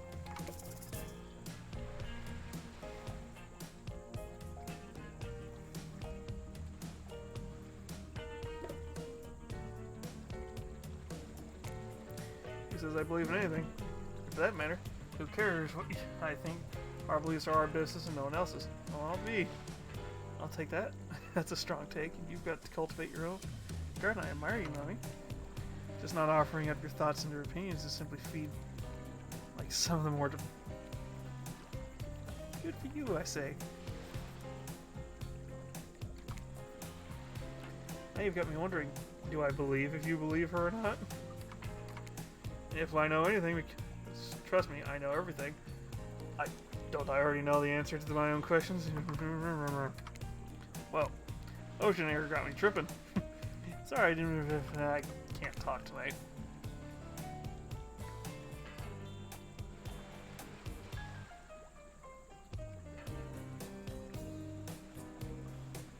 Aww. Thank you, Lurka.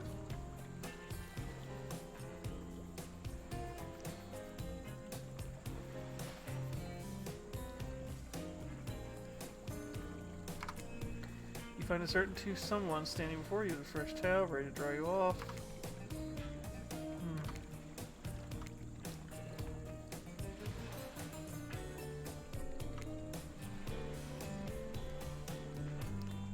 Anti-ribbon around for sending on the right, Mr. No.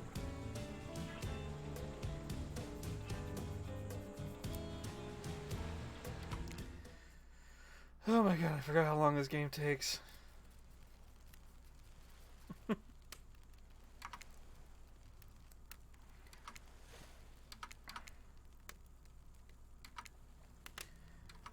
But we weren't prepared for another guest.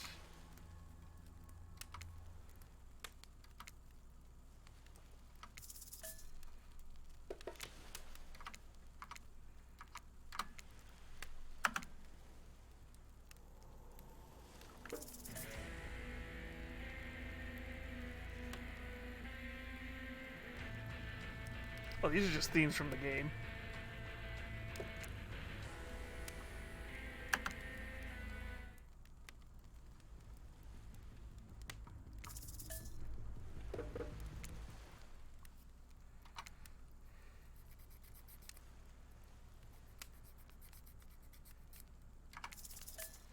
I don't know. The one I've been trying to go after? Spirit, are you around? I was wondering if you could be of company. Spirit tells you her secret for falling asleep when she's feeling restless. Listen to the flute music, dab on some essential oils, and steam my pores. Really? But even the dead like to relax. I don't really have any of those things around. Aww.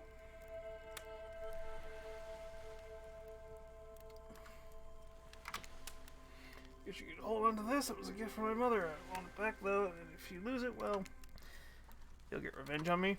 It's the last thing. If it's the last thing I do.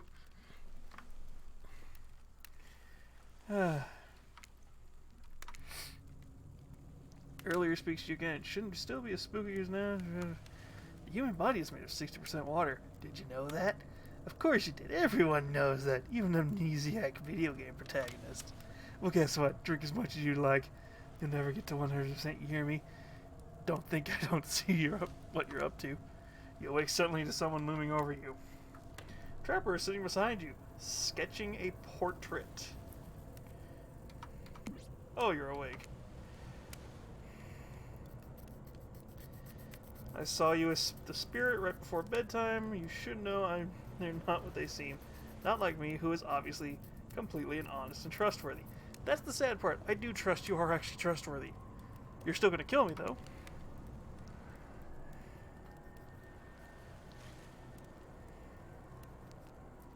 Ah.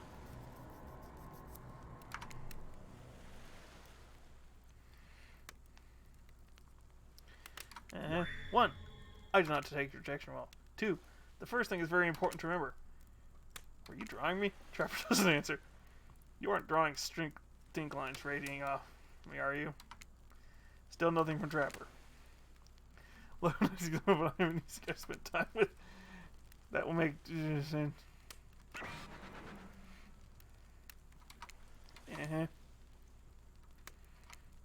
And if I don't pick you, remember what I said earlier, just try not to roll over to the about 15 feet to your left. This time, you drift off to sleep. Hopefully you're not poisoned.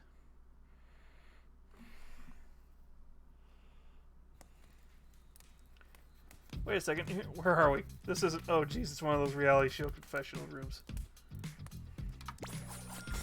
Look, I don't need anyone, I'm perfectly fine on my own. Since my mother died, I eat an all-organic diet of raw deer, bear, and human. I'm fit as a fiddle. You're built like a brick house. That being said, something about this newcomer really makes me think about missing out on some huge part of life. This thing called life. Maybe. Time to turn things around. Like that one thing I spent day and night searching for food in vain. When I returned to my cabin, been starving to find a family of squirrels nesting in my chimney. They were delicious. Look, I'm always full of rage, the key to knowing to control. I don't really care. The sound is full of people who don't really like me, so what's more? One more. I don't want to distract them. I know that everyone thinks I'm this beautiful cold-blooded monster. I can't help it. We called the cute hat and robe, okay? Joyce is sure. Somewhere to come along and capture my heart. At least that beats being stabbed. In it. Besides, if I'm gonna get bloody revenge on a society that he's used me to throw away, maybe it wouldn't hurt to have a little help. Fair.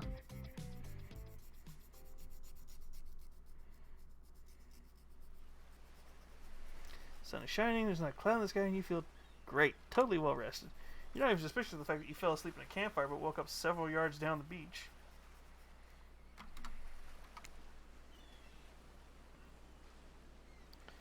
Wait, are you on a vacation? Was yesterday nothing more than a strange dream? No, not a dream, you really are here for another day. Speaking of weirdos, it looks like the rest of the gang is hanging inside of the beach. There's definitely nothing to dream. Just yet, though. At least they make a sexy bunch now. And talk about sexy, here comes Trickster carrying coffee.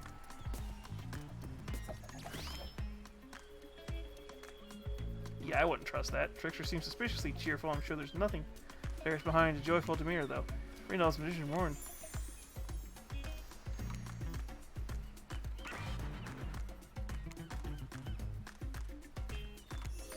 Trickster winks at you. If you ask him how to reach the other island, now is the time. Never mind, he left. Well, at least he brought you a cup of... Don't drink that. What the hell is that? They don't call him Trickster because he's good at skateboard. And he definitely didn't get the name because he brings people drinks so he can have a good morning. Not coffee, and I don't want anyone casually poisoning and torturing you yet. This is supposed to be a tropical paradise. And being an eternal prison of pain.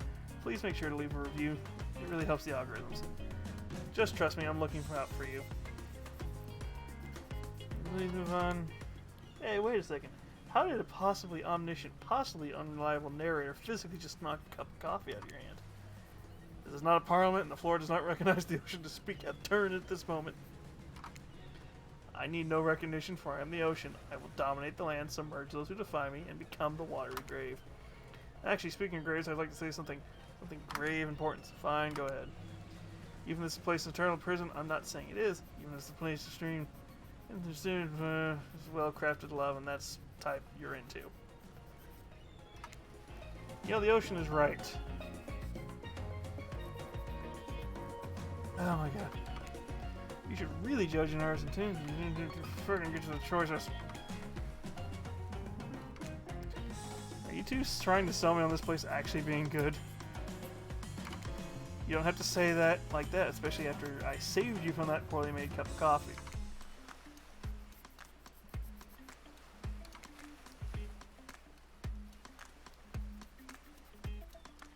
Sorry, one of my nails is being a little weird.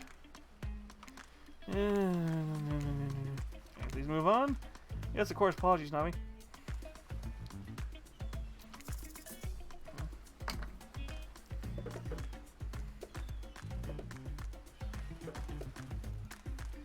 Summarize my time here. I call it a lovely time. Ah, no. Shut up, Dwight. You'll get us killed again and again.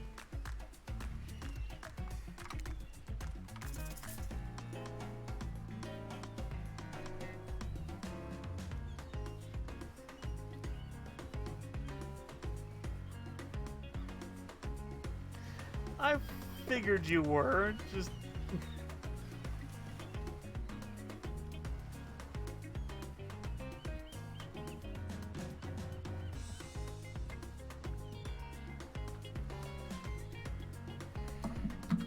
I'm just trying... It's like I'm just trying to get through this because it's like I don't feel like trying to do a lot of voice acting. Delightful. Excellent. Yes. Hey, Nami, it's still... Feedback, this place is... positive review. Breakfast.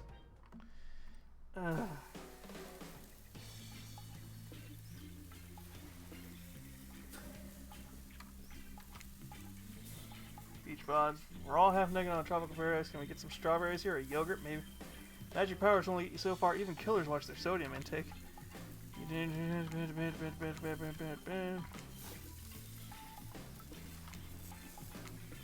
Can't imagine. Oh, my neck. Nope. Now Hunter stuff's up. That's treacherous. I don't know what. Any what you secret kind of method that you aren't earning long. Oh well, something's not right. Did anyone else feel especially cold last night? Not in the technically deed sense, but I don't know something else sense. It's like for the first time in a long time I felt the sun today, yesterday. Then it went away, I didn't like it. And, paradise. Yeah, it wasn't quotations.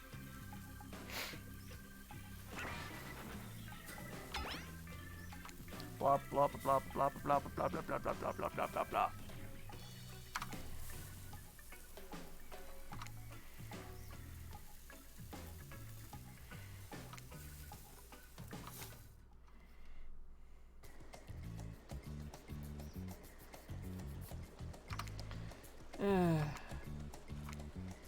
Who are you addressing, me? Oh yeah, I guess that's okay, right? You know, I'm assuming a relationship with one of these 4 fine killers, but it feels like the person that I'm getting to know the most is you, narrator. Oh, it's okay, and Smith serves as the illustrate. Your mind saying I'm not real and all.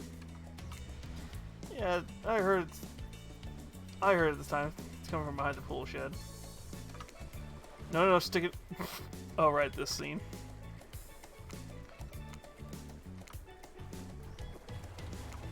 This is uncomfortable. Yes, it is.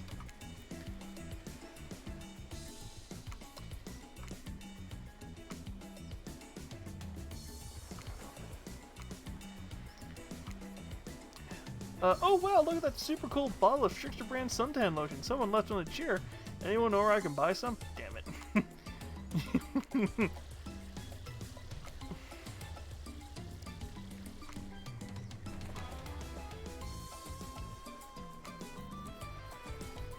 Trying to find new ways to kill each other in a desperate search to make their own death permanent is fun. In a place where you're immortal, probably. The Eldar did it. We get 5 minutes for ourselves every day, and we spent it hoping to stab each other in just the right spot we won't get resurrected. He's finding the exact place we need to bleed out from, and I believe that place is our appendix. Where else would it be there? Makes sense to me. And yet somehow it's never been worse than right now. No shit.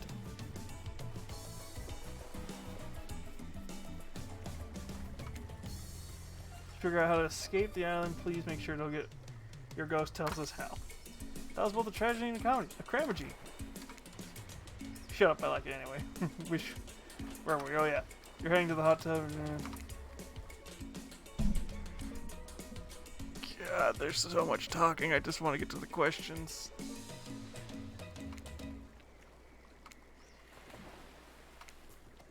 Ooh, I like that. I want to be on a date with me. Who would like the first move? And aside from that disturbing thought, it's all going to plan.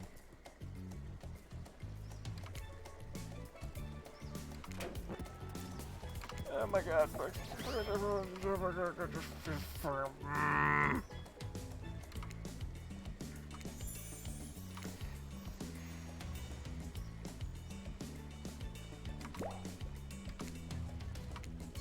His abs are pretty amazing, you gotta give him that. And the blow-up bat, threatening but adorable, makes for an interesting silhouette. Genius design.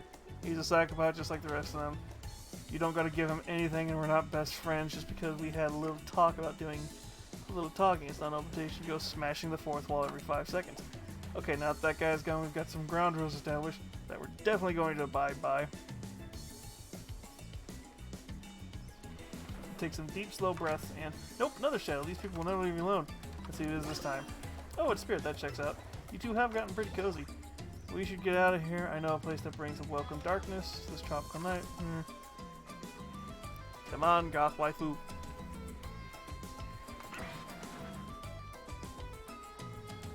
Father 2, I'll punish him for what he did to my mother and me.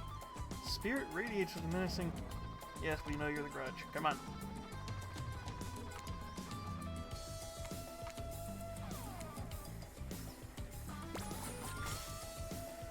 She seems pretty...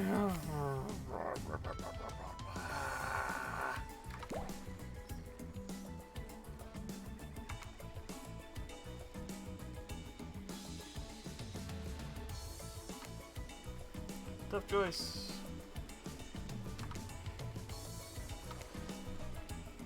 Got me tilted. Who will it be?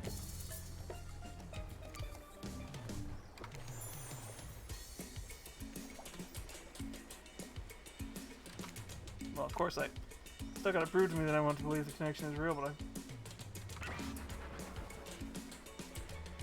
You feel me? You feel I feel you.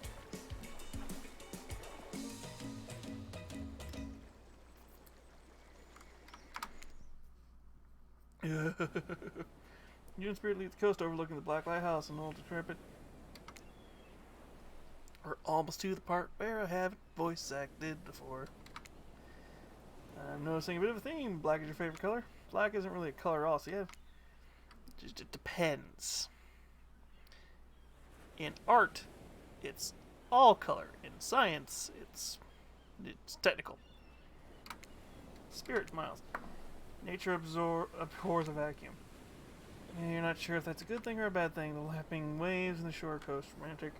She's at one with this place, and so are you.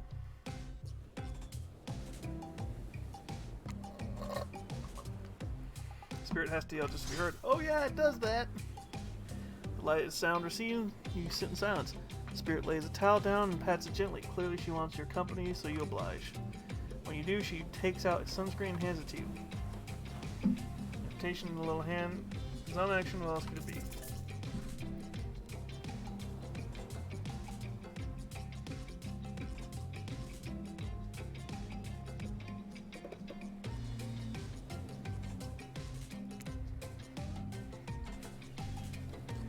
Fell into the ocean. No problem, I figured as much. Spirit turns her ray while you slather lotion all over your body. Need help reaching those difficult spots? You see a hand flow around your back.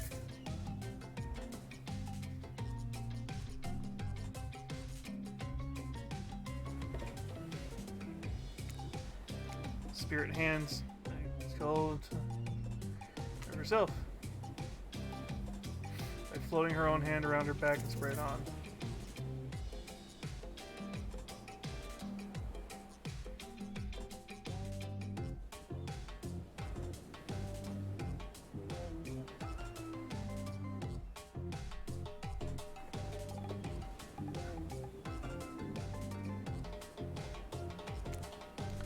So if you don't mind, what's the deal with the slur sticking out all over your body?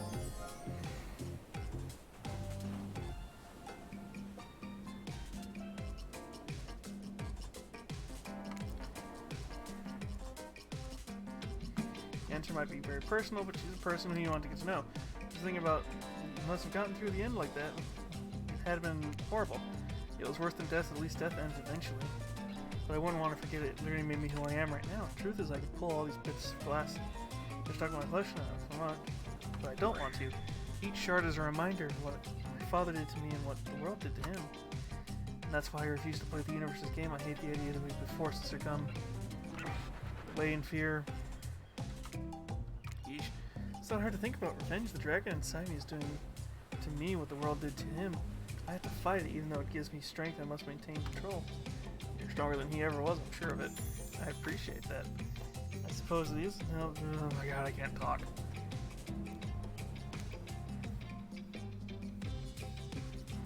You know, having the body contorted really does a number on my joints. It rubs the lotion. God damn it.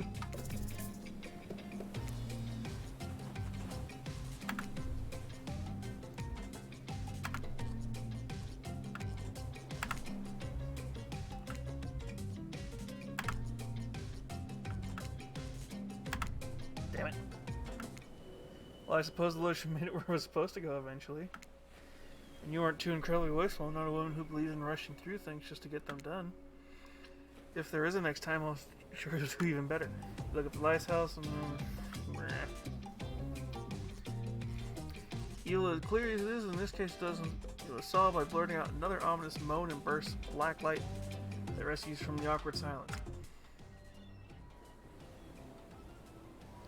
For seemingly out of nowhere, an ancient-looking ship appears in the water. It glows itself a thing of death, a spirit, a ship that once sailed the sea centuries ago. Tattered black flag whips in the ocean. Before crashing, the rocks must have been drawn to the lighthouse. You hear distant shouting as sailors and as the old wind goes shipbreaking to the sinks in the water. Alright, it does that sometimes too. Should we, do something? Nah, the sharks will take care of it. Within an ocean, except for the waves, note to self, like sharks. But these time traveling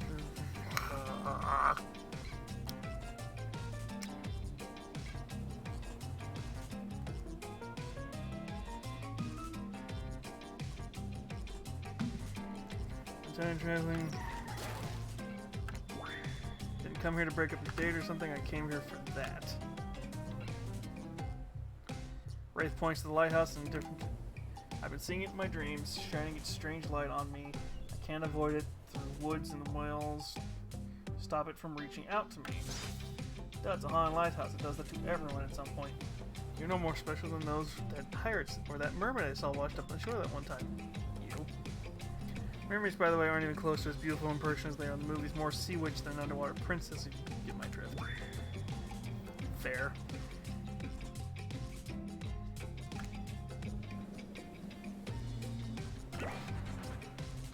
Why is it I feel like his story is probably the one that gets the closest to explaining what the hell's happening?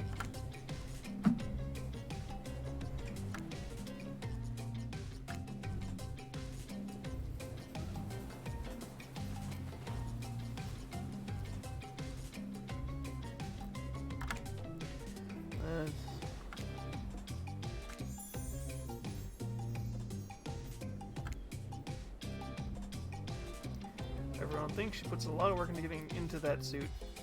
It's got straps for days. Straps for days? However, you're so focused on what's happening with Spirit, it doesn't seem...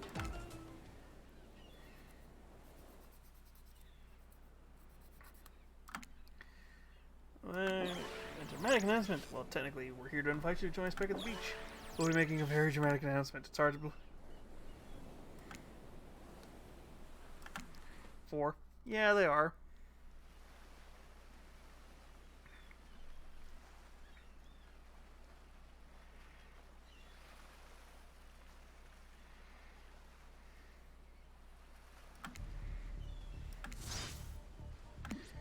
I got the Munier's friend that said,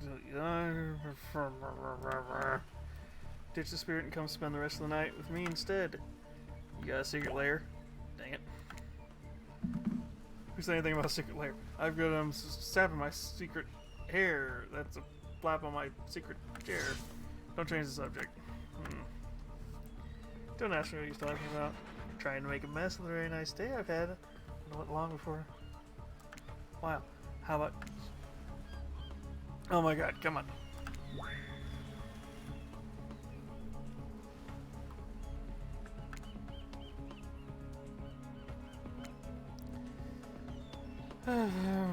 Born fighter, dragon lives inside me. I can't do that.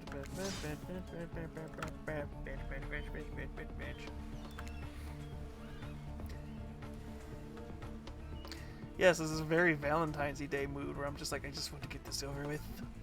I just want to see the bikini.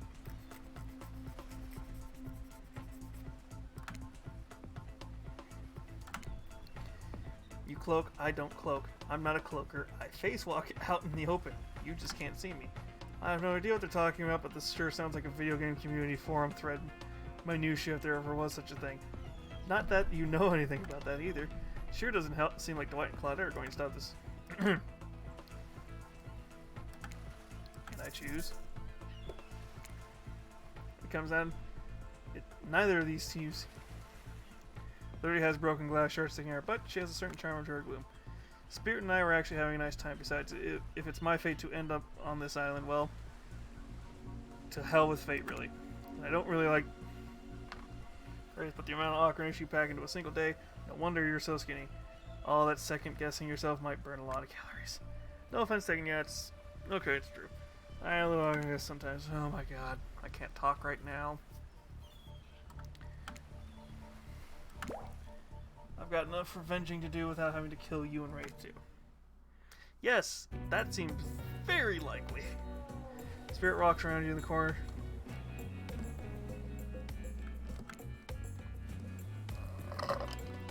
Makes sense to see a cherry tree here in the... It makes sense to the ghost.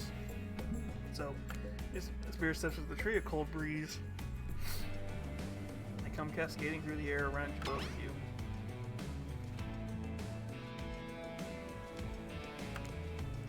The beauty of also, and of course, their meaning is pretty complicated. What do you mean to you? For people, being on a trail also is like being a celebration of life. People travel a great distance just to be near their vibrant beauty. However beautiful as they might be, they aren't magical, they're simply flowers. They quickly die and fade away, and for this reason they are also a symbol of fleeting nature of life, our fragile mortality. In a way, it's the specter of looming death that calls attention to this special moment to see and appreciate life. How does the duality feel to you?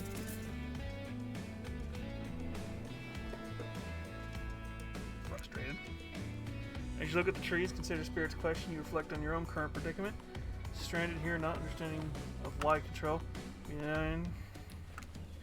Down, see a crumbling cherry blossom on your feet, and you stare at it, and something begins to inside you, like a dragon. It makes me so frustrated, that it makes me so mad. I want to do something about it. I want to strike back against this shitty reality.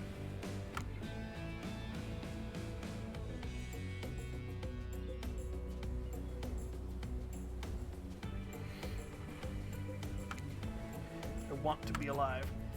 You feel connected to her at this moment more than you at any point and wonder how does she feel the same. Most the fallen cherry blossoms represent the souls of samurai warriors, those with noble characters, those who did not fear death, those who were killed in the great sacrifice to honor their emperor.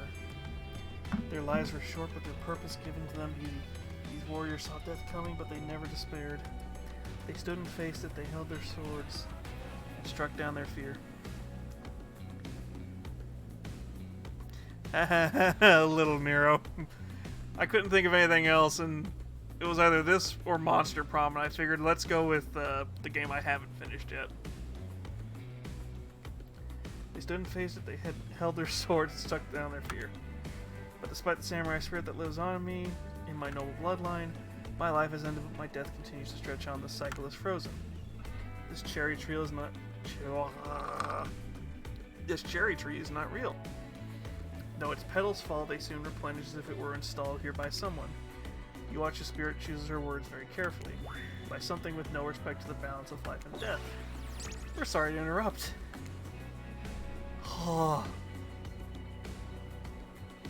Okay, I didn't play Monster Prom on stream, though. So it doesn't count.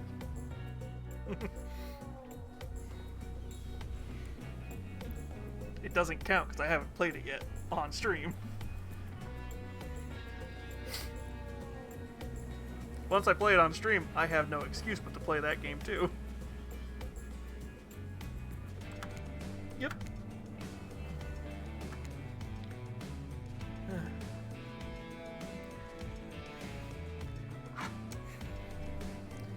Besides, if I'm going to play Monster Prom, I wouldn't mind having one or two other people playing with me.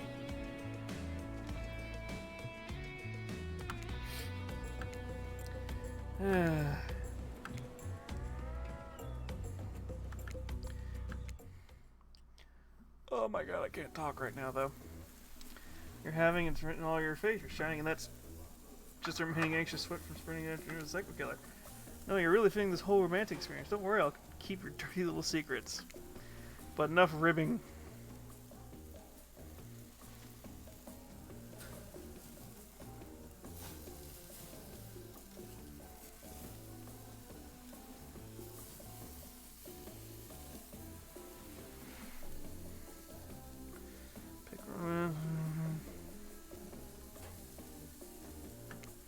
Write this here too. We're not going to gag about or the cram scream.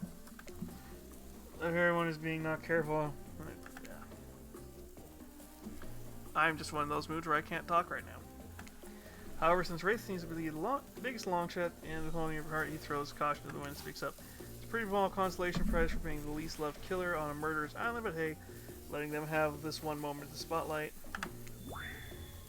I'm sick of watching how gorge themselves and preoccupied, you know, trying to get to the bottom of never-ending nightmares, so it's nice to know that. I'm really hungry anyway, so I just the green kind, not the mayo kind. Mayo's gross. I'm fine with just lettuce. It doesn't have to be fancy. Not an iceberg though. It has no nutritional value. Letting Wraith Cat choose what mistake this. It's on all of us. General be sure to any, but certain power brokers would like to know about your day. You had an interesting day, that's to be sure. Say too much or too little and it could affect standing with the group. Okay. I think it's not an option. Decoy. It wasn't really a date, more like two people avoiding everyone else and choosing to be alone, but doing it in a relatively close proximity to each other. That's exactly right. Couldn't have said anything better about you myself. Spirit is clearly happy to be the way you portrayed your date. No surprise she doesn't like people getting into her business. Dwight and Claudette bring out dinner. Everyone eats in silence. No one trusts anyone now. And they're all very tired. Oh wait, nope, sorry. There's a dreary supernatural horror thriller set in Antarctica. Not cherry. Bon appetit. Don't you mean bone? No, almost everything here has a lot of bones in it. Even the vegetables. Impossible to avoid on this island. Nice.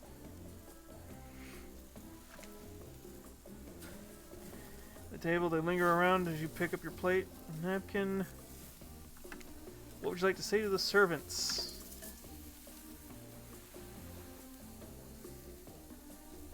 Thank them. Most appreciated. If you would please be so kind to follow us to the fire pit, we greatly appreciate. You did have a choice to say. Oh my god, I can't talk.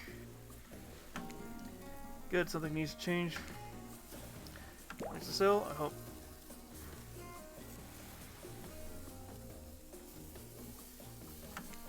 Finally, everyone from race complaining.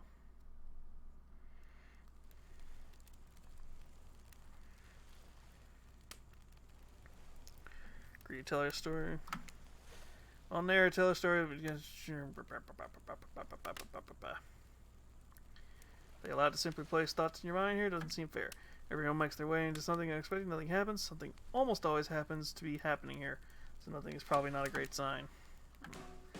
Oh, cool, now everyone is looking at you. So, you know, do something. Should I pick someone to tell a story, or would you like to play charade, boggle? Thingamajig at you. You duck out of its way, who knows what that thing can do? Probably shoot lasers. Try not to bore us. We're very interested in you. Don't speak for me, Huntress. Now you can't tell you're warm from the fire if it's your nerves heating up. I know that the fire is right here, but maybe if we stop talking about it all the time, we can start pretending it's not here and doesn't know. Threaten to burn us all alive. He's not supposed to hear me. Get out of here, Wraith. I mean, he's about to make an important decision about telling a story or not. Fine, I'll tell a story. Sure, I'm game for a story. I hope it's a mystery. Okay, so what kind of story do you want to tell? I'm trying to read something. Romance. I'll tell a romantic story. About two lovers who take poison together and die foaming at the mouth. Or two strong hunters who meet when they both try bludgeoning the same wily Wolverine. Not quite, it's about my parents. They met at a party in college. He was hosting, she'd been dragged there by some friends. They couldn't have been more different, and yet, as the night went on, they were drawn to each other. She made fun of his taste in music, and he took an interest in her major, women's studies. They were married within 2 months. Bit soon to know if you... Don't you think? So sweet. Aw. Exactly, I learned a lot about love from them. If you know, you know. Some people don't need years to get acquainted with their partner. Love could spark at a mere look across a campfire. Now you've got their attention, each killer is furiously attempting to catch your eye from across the fire pit, except for Trickster, who has wandered over to the bar and is loudly playing his own music on headphones to drown you out. Okay, that's not a very good story. I don't mean to insult you, but it was actually quite bad. Sorry.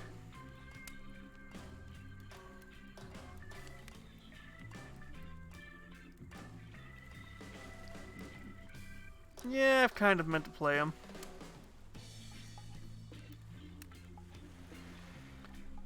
We can't just stand here, so...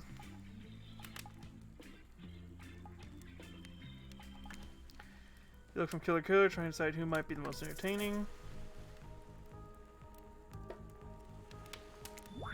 Suppose you can tell a story, I don't really do anything, but I'm sure it'd be better than whatever. Look at all the good stories I stole from someone in the past who is dead now and I can't do anything about it. It's called the bride, or technically I suppose the fiancé. One winter a young couple decided that the next spring they would be married. The two were madly in love and could not wait for the snow to melt so they could join in matrimony and unite their souls for eternity. Per the latest bridal trends, they decided to have their wedding ceremony at the edge of the woods by a beautiful shady chic farmhouse. Together they spent months planning and detailing in details of the wedding. The two created invitations, figured out seating arrangement, and tasted 100 cakes before settling on the perfect one. They chose the Likoi? Yeah, Likoi. By the way, so fancy. When it came time to figure out the decorations, however, the bride or the fiancé, I guess since she wasn't actually married yet, wanted to take the lead.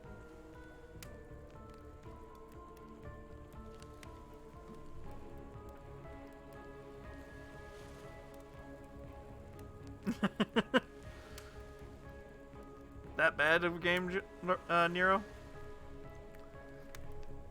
When it came to figuring out, wanted to take the lead and set the style. After all, her boyfriend had been wearing cargo shorts and open-toe sandals for pretty much their entire relationship. So he was definitely not to be trusted. Having decided such a lovely natural setting for the ceremony, the fiancé decided that she would create unique floral arrangements from the local wildflowers that surrounded the farmhouse. As soon as the sun rose the first day of spring, she set off into the woods. Each day she spent the hours mapping out where the best blooms could be found and prepared to pick them herself the morning of her wedding so that they'd be at the height of their freshness and beauty. Enamored with the inevitable varieties of flowers in the woods, she surveyed the bride, or the fiancé, since they had not yet been married, became obsessed with knowing just how many there were, and absolute best. When the fateful morning of her big day finally came, the fiancé told her husband-to-be that she would have one final errand to run before the wedding. Excited for the ceremony. Is that the one where he is completely naked at the very beginning of the game and the pizza censors him as he's jumping through?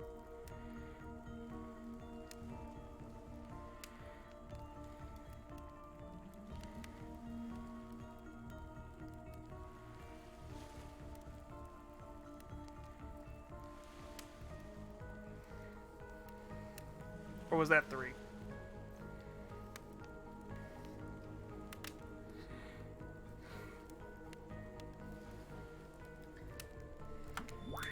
However, when she came upon the familiar clearing, something which I expected. Somehow it was more beautiful than she had been before, and it was just the edge of her view. Bushes blossomed so vibrant and colorful. But the fiancé ignored her sudden spell and pressed ahead, scooping up flower after flower in each time.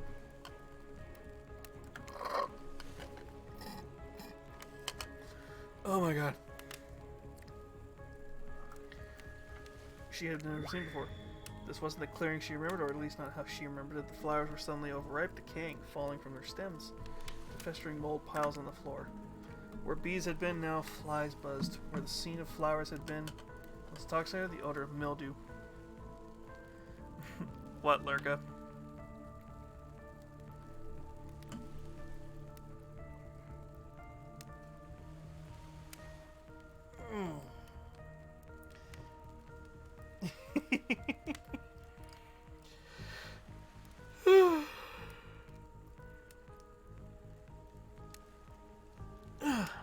Thank you for the stretch, the hydrate, and the posture check.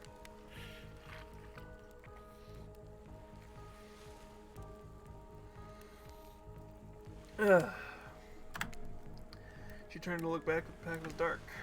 Into a shadowy glen she walked and walked and walked.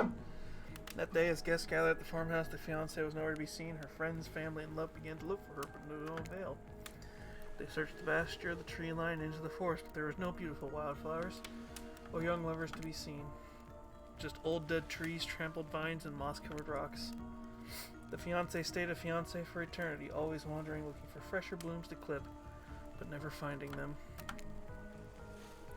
Distracted by the never-ending search for perfection, unable to see that you are loved for who you are. Out there all alone. I thought it was beautiful and sad. Just like someone we know. How was story time? A lot of people like to take pot shots at sequels, but I like every good deserves a follow-up. Well, when you think it's the end of the sequel, almost is never as rewarding as the original. That's why I'm more a fan of the episodic style of storytelling. Knowing it's a series takes a lot of pressure off of any individual stop and builds a greater... Tell me, Nami, if you could delete any sequel from existence, what would it be? Don't answer that, we don't actually care. We just make seamlessly move to the next segment of the evening. God forbid my small talk get in the way of a romantic Twilight moment. Dwight, I'm gonna need you to shut your trap. Yep, trap. Okay, wink wink, ends of the dead. Why do you say the words wink wink out loud? What kind of double entendre are you getting at with the end up dead thing? Dwight is physically incapable of winking, not since the accident. And you do know that all those people are despicable criminals with double-digit kill counts, right? Well, except for Spirit, she really doesn't belong here. She's strictly a victim, not the perpetrator. No wonder she's pissed. God, Trapper.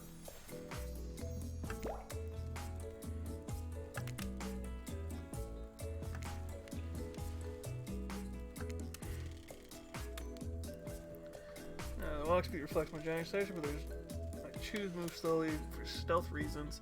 It's my own choice, completely illogical. Why is everyone comparing themselves to each other and create drama? I'm so over that.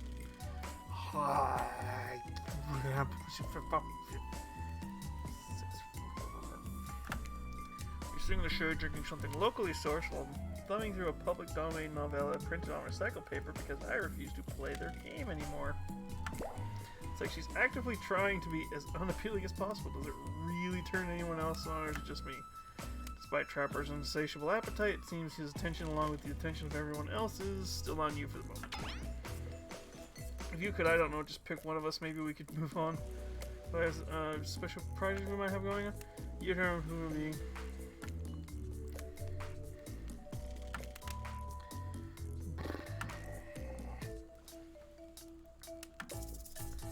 Huh, I wonder which one would I possibly pick? Spirit. Sorry, that's rude of me. Despite the phoniness, I should be honest with you. Make for interesting company. I love the idea of winning over these other killers at all costs.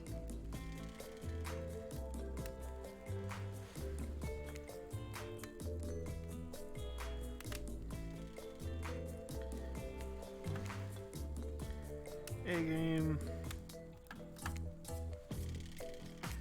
Or just the exact right thing, the right time, and melt my cold heart in an instant. I don't know what the rules here are any better than you do. See you at the bar, I guess. When you arrive at the bar, you find Dwight and Claudette holding the cocktail shaker surrounded by bevy of bottles for assorted boozes. Who's ready to get wasted? I don't drink, so not me, unless you get wasted and killed, in which case, Dad, if you are out there, somewhere I will find you and waste you for what you've done to me. You really don't drink ever. Is it like because it will just fall a hole or something, or I'll poison my body and my mind. I don't need to act like full. It's the kind of day is an excuse to get loaded on booze and make terrible decisions. It's true. Not a single person has ever learned anything from one of these things. To be fair, it would be fun.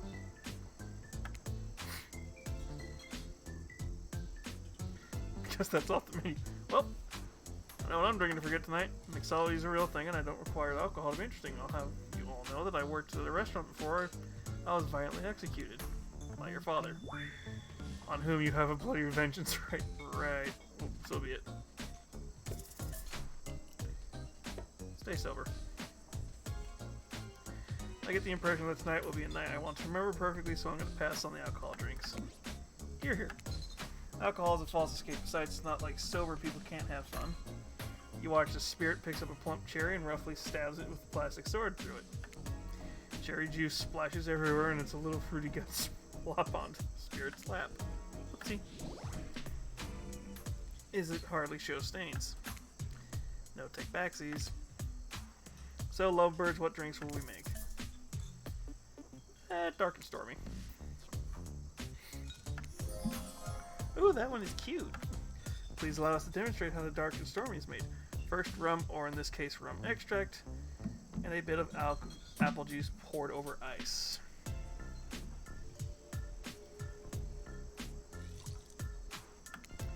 And then fresh ginger beer is added in. Garnish with a lime wheel. Fuck, where's my book?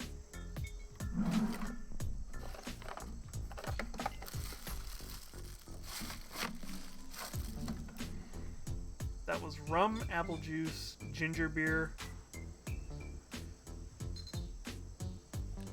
Damn it, I want that now. And drink, the end.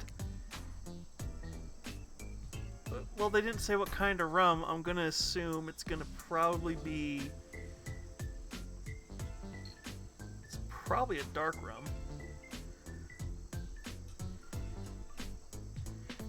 Or Jamaican rum. You're up to the challenge of replicating the recipe, Nami. Replicating rum substitute and ginger beer over ice. Don't forget the lime wheel. Rum substitute with a lime wheel. They forgot the apple juice.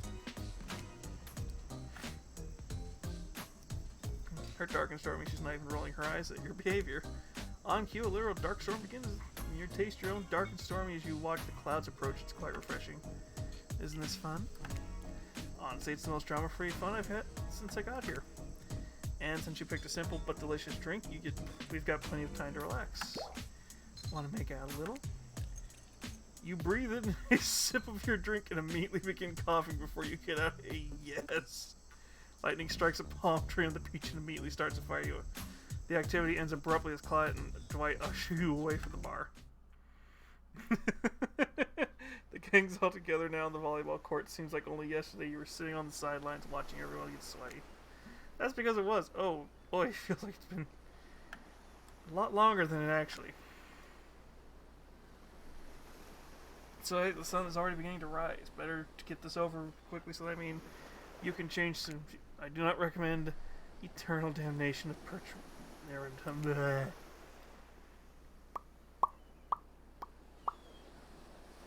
Good thing you really used your time well since then.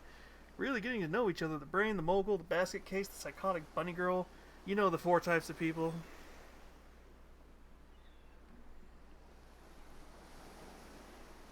Some of us are... I'm not finishing that joke.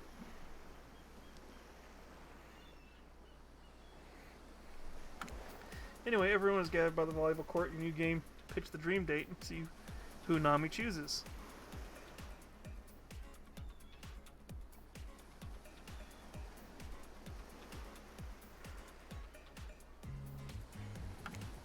Who's ready for round robin? Around every talkie, not feed Huntress. Each killer gets 2 minutes to tell you about a dream date that you've planned.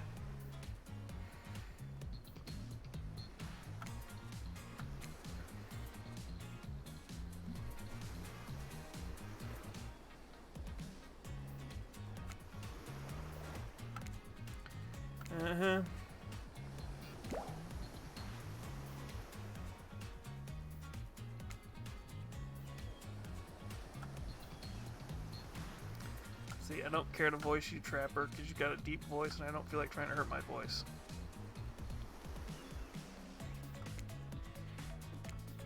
Tomorrow morning I'm planning a nice atmospheric breakfast on the yacht. Don't worry, Trapper won't even know it's gone. What was that? Nothing, go away. Then, boy oh boy, I've got an adventure plan that involves hunting for treasure. Looking for it. Guess you'll have to pick and find out. It's primo stuff.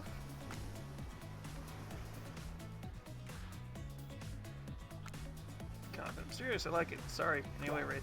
Well, I don't know, I prefer just to tell Nami privately. That's going to work with the game mechanic. What if we just whisper it to Nami? Wraith considered that for a moment too long. That's fine. Without moving, Wraith lowers his voice to a barely audible whisper. Tomorrow we will find my bell. And then I can finally tell you what I've been working on. It's going to be really special, the kind of thing where we will really bond. And maybe we finally get off the sound. And maybe we can go on a real date. Is that it? Wraith nods proud. Hit it, spirit. Figuratively... Tomorrow we'll spit in the face of God and die and be reborn anew. That's it. And if you're not intrigued by that, I don't... I don't want you. Go draw crayon art with Trapper or dig up whatever mysteries with Wraith. I don't know what those guys do all day.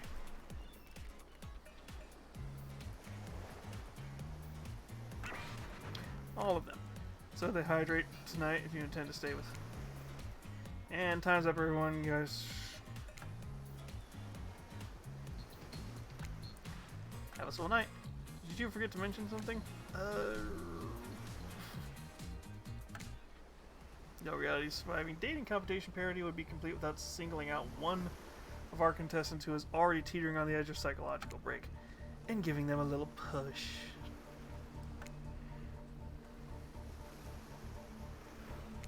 Come on, the signs were there, you didn't read them. Welcome to Murderer's Island. It's now time to eliminate one of the killers. Oh, if it's like butchering, but it hurts even worse. You can't kill a killer, but you can break their heart. Do you dare to even try? You mean... That's right, tomorrow one of these sexy slicers will not be eligible to take you on a date. Who's it gonna be? But why? Because it's dramatic. Because it's surprising. Because it's a classic reveal of fate. And with that, and it will hurt someone's feelings. Someone dangerous. Who's it gonna be, champ? What's your thought process here? Trapper seems like he might throttle you in your sleep if you eliminate him. That being said, at least you see him coming. Spirit could be anywhere. She floats, and I hear she can disappear. Hard to track. Eek. If you get rid of Raid, he might cray, although I don't support it. I totally support normalizing men crying and being vulnerable. It just seems he might be an ugly crier. Huntress, she might pretend to be okay and she'll start seeing you. I feel that's true.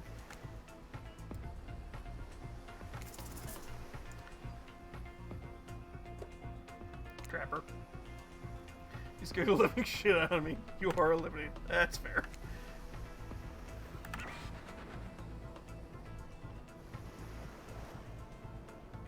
Well, fuck you too. Still might kill you though, out of principle for eliminating me. Sleep with both eyes open and have fun on your date tomorrow. Now that you've broken the heart of someone heartless, you should go get some shit-eye.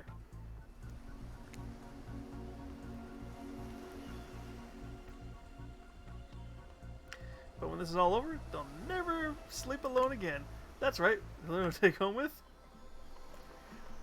I think I saved this all 3 times we have played this. Did they make this product?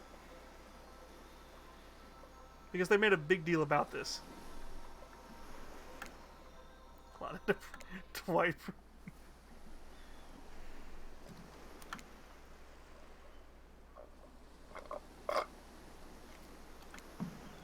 How can you sleep tonight knowing that you tomorrow? I don't know.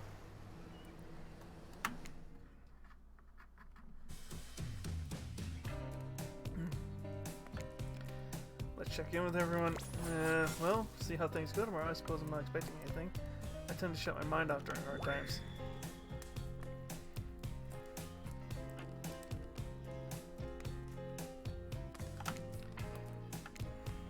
Whether you're skewered by an elk when you were young? Yeah, how would you know? Well, I guess there's only one thing to...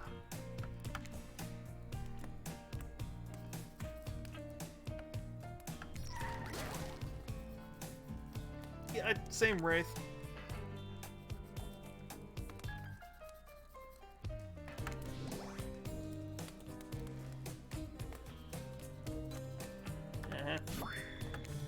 I don't handle rejection, well, at least I don't think I do. No one has ever been dumb enough to reject me before. Ha! You've never met me! Yeah, the more I think about the anger I'm getting in the giant rage monster, so everyone in the room should be scared right now.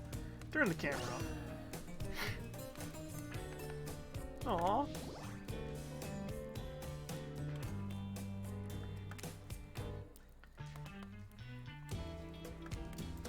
I do love how they use gender-neutral pronouns. It's just like, yeah, we're not sure what you picked either.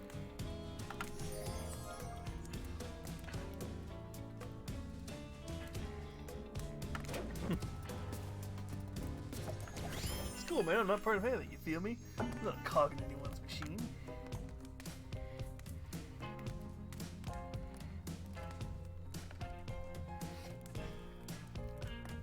You keep hinting that they're going to make a sequel to this game. And I immediately lost interest in you.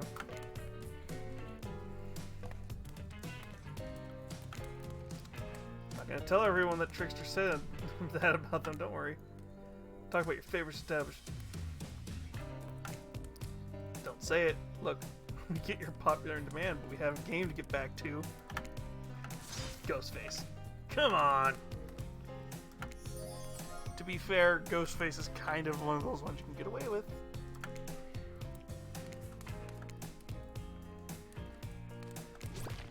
Is it my turn? What no, it's like you're sentient water. How are you even sitting in that chair? What's a chair? That thing you're getting all wet. Now it smells like mildew. Okay, rude. Fine, just get this over with. Check in. I was just looking for the bathroom. Bathroom, are you serious? It's in the hall on the left. It's okay, never mind. You don't date the ocean. What there is he gives you a special ending that's got like a special little icon that represents you completed it. It's not worth it. You have to get basically every single ending, both good and bad, to get him.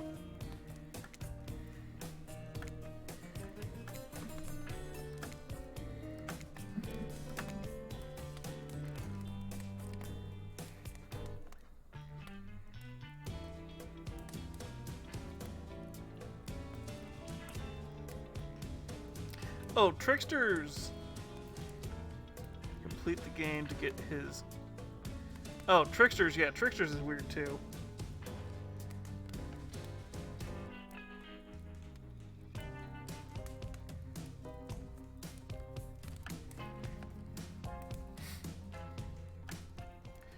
Was like the first time an ending spiral staircase of pain that is my life. But a modicum of joy. Every minute I'm alive is a nightmare. This place is this sun, these sweet sugary drinks. It sounds fun for a long weekend, but for an eternity, the unrelenting rhythm of crashing waves.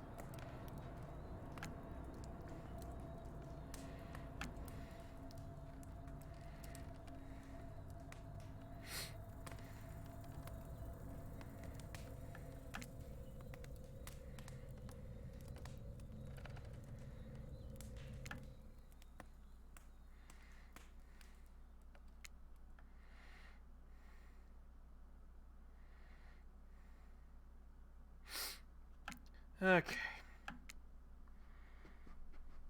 Yeah, Trickster's endings... Trickster and the Ocean's endings are weird.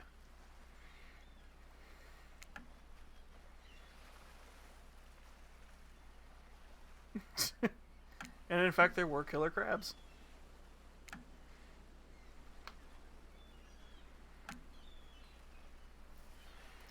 Or you've been infected with zombie butterflies in your sleep. It has happened before, here before. One thing. It's time.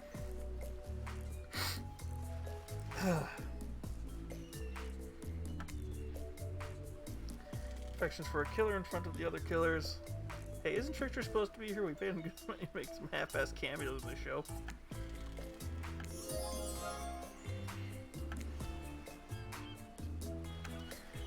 Murder and making out.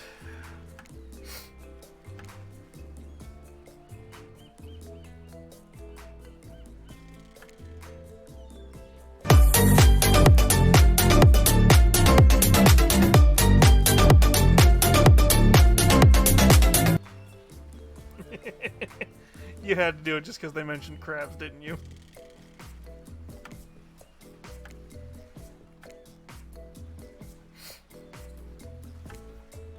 Okay, who's into me? Clut? Well, I've never seen Spirit open him.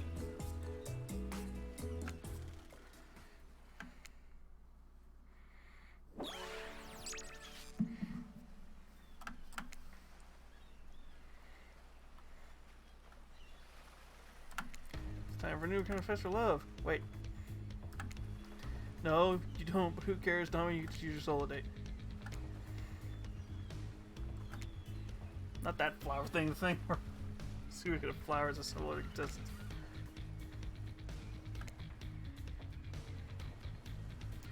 Oh. Ooh, pretty. Well, that's a good excuse too.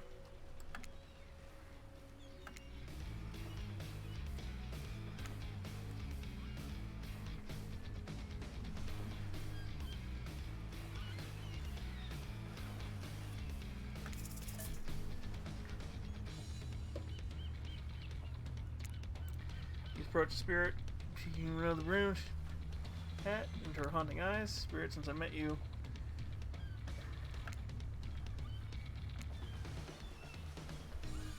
Alright, daughter sword to the lantern room to the pitch black lighthouse.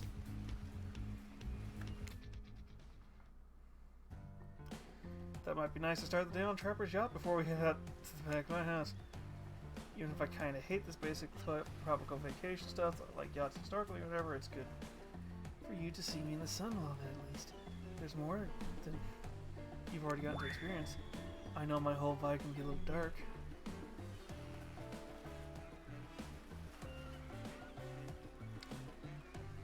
Okay. So, Lurka, if you're going chaos, depends on who you're going to have them be falling under. I was a normal young woman who once went to school, hung out with friends, even a part-time job working in a restaurant in town. And then, well, your father, he murdered me and I awoke. That's not what I was getting at. I realized I needed to be seen. I don't even know by whom. A lot of the time when you think about ghosts, they're These see-through flickering specters, you imagine reaching out and having your hand to go right through them.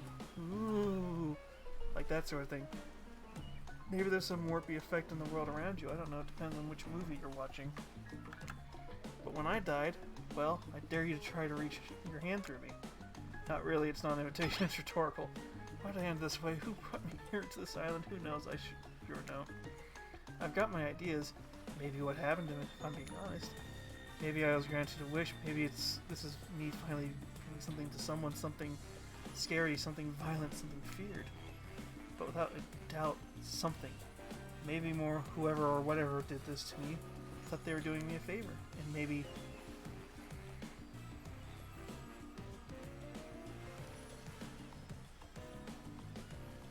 yeah, that actually would work. And it's already kind of close to their default color scheme.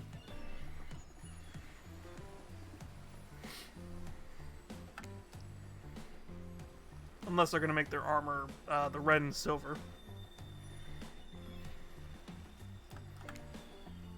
Brought us together.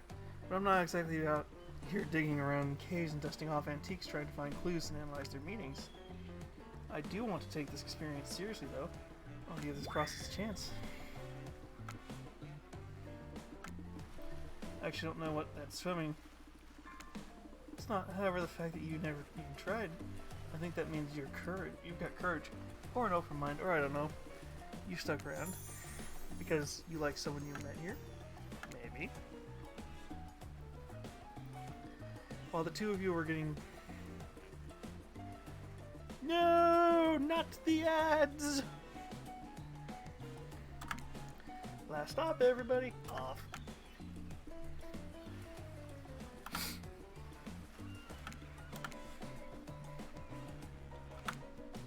Just reminds me of there's only...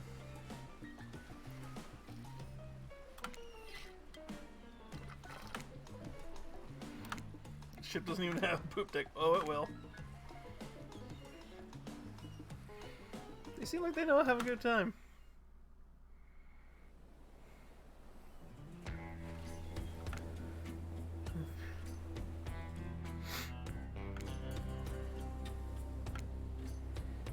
Delicately on hand.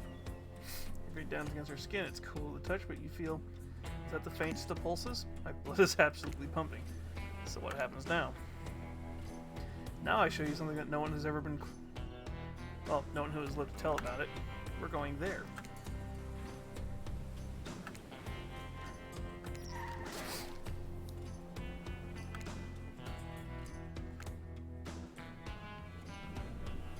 Something ain't different than...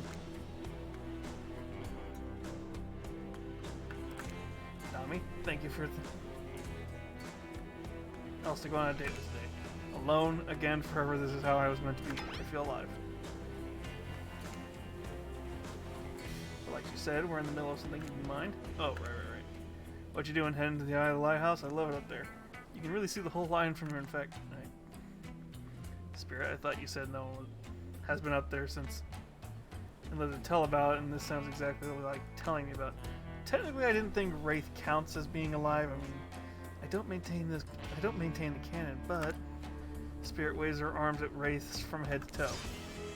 And if he's not dead, now he's gonna be when I punish him for interrupting our date. Hey now, we can solve this problem without it floating up into menacing shapes.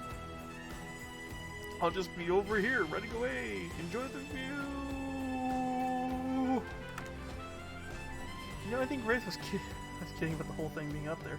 Honestly, the view isn't even the island. What you can see is mostly ocean on account of it being, you know, a lighthouse.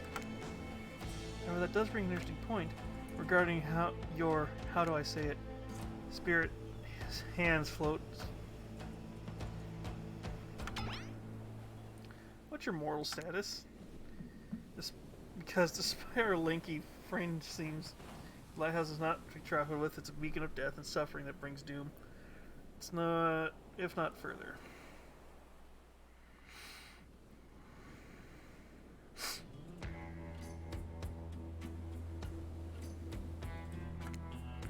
Yeah,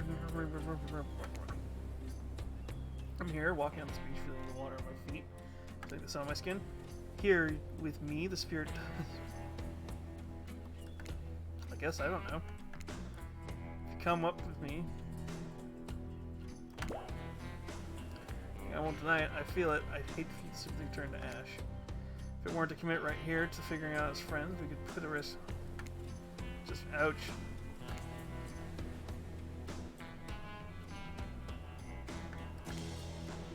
And the side. Go up, maybe die.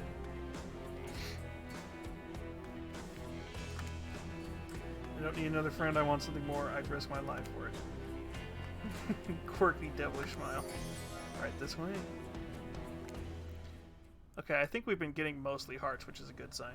Inside the lighthouse, it's almost pitch black. It was a seemingly dark day. Step through the door, but inside this place is like a void.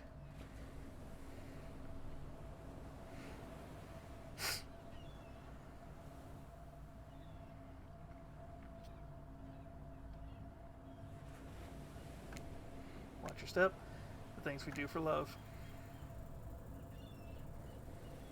When you arrive at the lantern room at the top of the black lighthouse, you breathe a sigh of relief. The light is out, and seeming defunct dust cakes room. However, somehow, it was just morning a moment ago. How is it night? What do you mean a moment ago?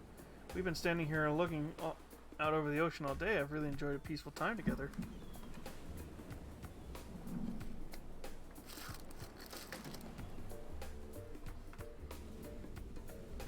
It was kind of my perfect date. Really? I don't remember that.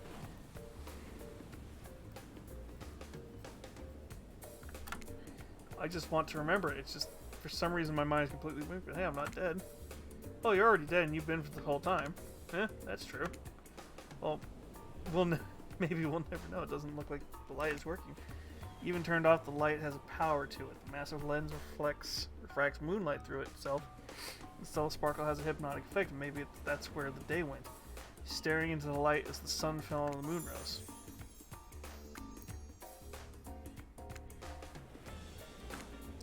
I suppose you thought we were walking into your death and nothing happened. It might well be anticlimactic. Sorry, anyhow, it's time to go. Here, let me just flip on the light to the staircase. It's easier to get down. The stairs look pretty dark. Maybe it... Spirit is interrupted by a strange hum.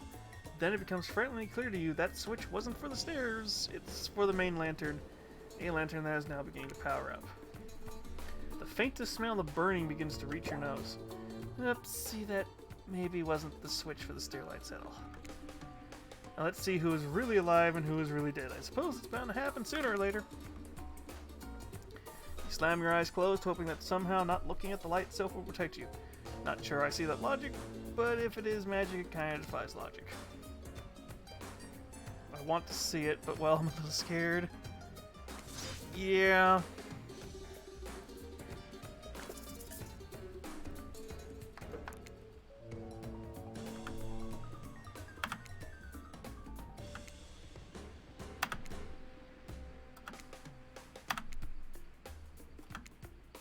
Oh shit. Oh, I missed completely. Are you okay? You seem okay, I hope. Not coordinated, but certainly brave. So lucky to put yourself.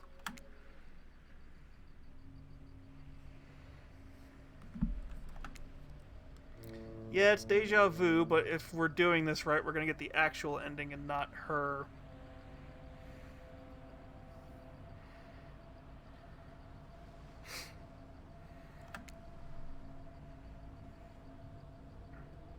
Hey, been a while. How are things going?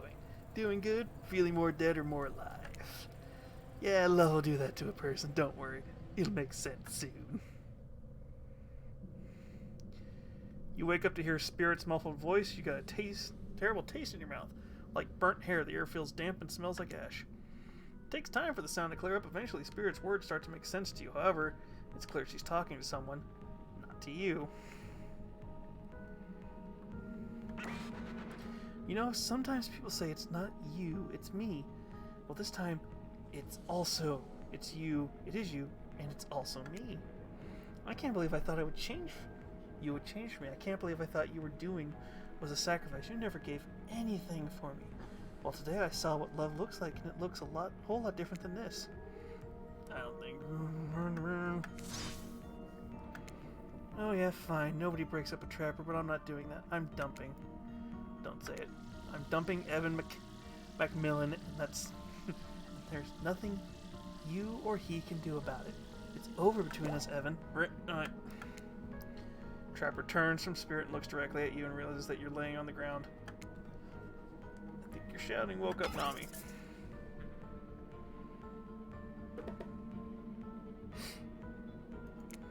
I'm sorry that I think I interrupted something very personal and also quite scary. I swear I was trying to listen, but I heard a lot, probably not everything. I think I woke up in the middle of... What did you hear? Yeah, you're dumping Trapper. We were never together. I know you were wearing a mask, but you can see your eyes. You don't need to say wink, wink, wink out loud. Another reason I'm right to have dumped you. You did not. It was mutual. The jig is, as they say up, they know you're awake now and you're going to have to deal with this awkward situation head on. Clearly I shouldn't be here. You two are having a very personal conversation I don't need to be involved in. I don't even know how I got here. Not here on this island, or here in this creepy tunnel. As far as the island goes, your guess is as good as mine. As far as the tunnel goes, we brought you here. You and Trapper, but after the lighthouse light came on, you blacked out. On your way down, I thought you might have hit your head or something. It's hard to tell what blood is new and old around here. Either way, I wanted to get you someplace safe and ask Trapper for help. It's not that I can't carry you, I just didn't feel like it, you know. I hate everything messing with my shards. And Trapper, on the other hand, he loves nothing more than have an unconscious body draped over his shoulder. I could have asked Claudette and Dwight for help, but I don't trust them. But you trust Trapper? Like and trust are two different things. You might think Trapper can be a real jerk, and you'd be right, but you get what you see with him. That's true. We brought you down here because the only ones who know about this place, it's part of an old tunnel network that connects different places on the island. God damn it, Wraith. Trapper, you said this place was private. Don't look at me. I didn't tell him about it. Half of the appeal of this spot is getting away from people like him. I'm not one. So you three are tough now, or... Because I gotta say, I really didn't get the whole Trapper spirit thing, but hey, it's not my business to stick my nose in it. We are not a thing, but we trapped the Trapper. And you do realize you're sticking your nose in business right now, right?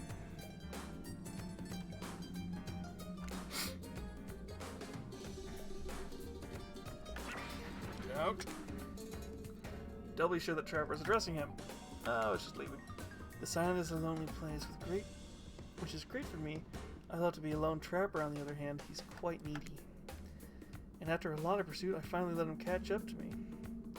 And I became, well, I don't want to call it a relationship because somebody really didn't want to have that talk, but we were more than friends. I dispute the event. Seeing eye to eye was not one of the things we were good at.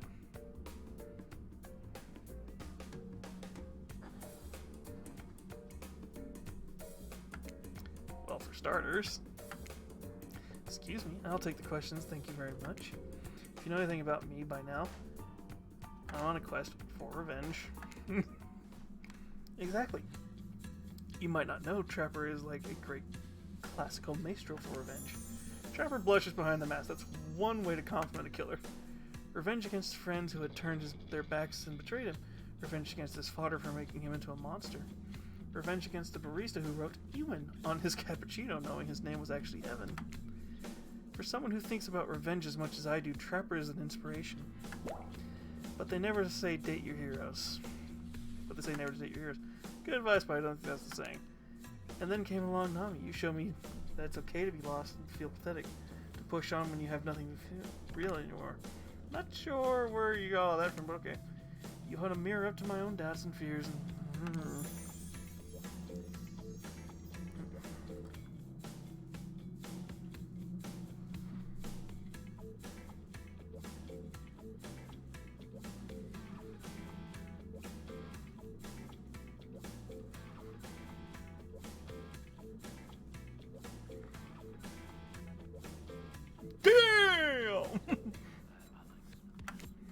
Trapper nudges you in the wrist with his elbow. Gross, clearly appealing to Trapper's better features has been winning, stretching, and dumping his ass because he seems to be taking it quite well. this whole half-assed dating show parody thing at first. I actually thought was the same idea. What kind of moron thought I was an audience for this? But when we spent some time together and I realized there's something actually real here, I don't want to give up, and I don't want to give up on us. Total weakling spirit.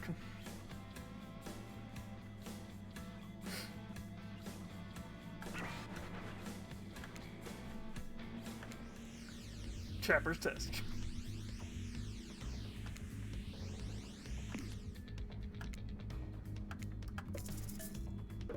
Rin.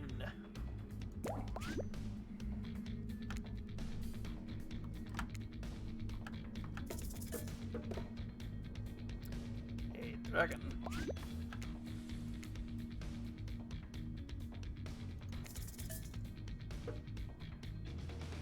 Restaurant.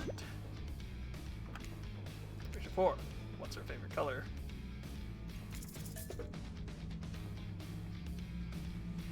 I don't know. What could a goth girl's favorite color be? Maybe I didn't get to know Spirit that well. Maybe that's why she's I mean, maybe she, who knows? Question 5. The final question. You got this, Nami. According to Spirit, what's the worst than being dead?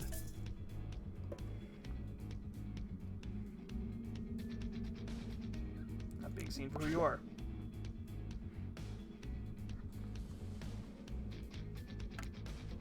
So I killed them all around the spot. A. Brag. B. Explain. Thing you're going. Congratulations for passing Trapper's test.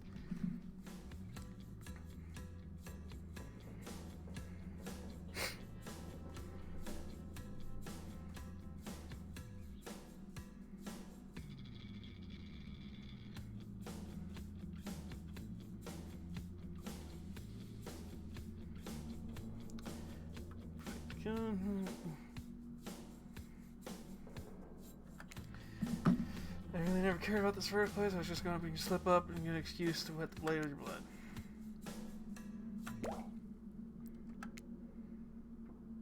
Nothing. Not even that. As ridiculous and necessary it was, the whole thing. All it. Crab work out catchphrase. Actually, like you, none of it would have happened if I didn't. And I like you too, Spirit. Please call me Rin. Rin. I didn't really feel like their lighthouse experience was completed. And else I wanted to show you. Alone up in the lantern room of the tower. Get your mind out of the gutter, Nami. It's not that kind of game. Not yet.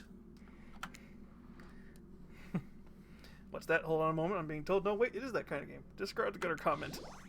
Come back up there with me. There's no place I'd rather be.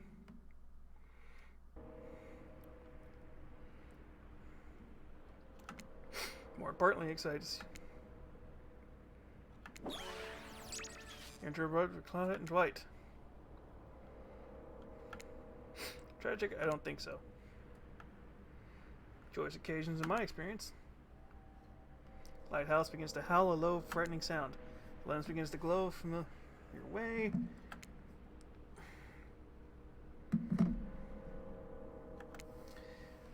Now, please don't interrupt.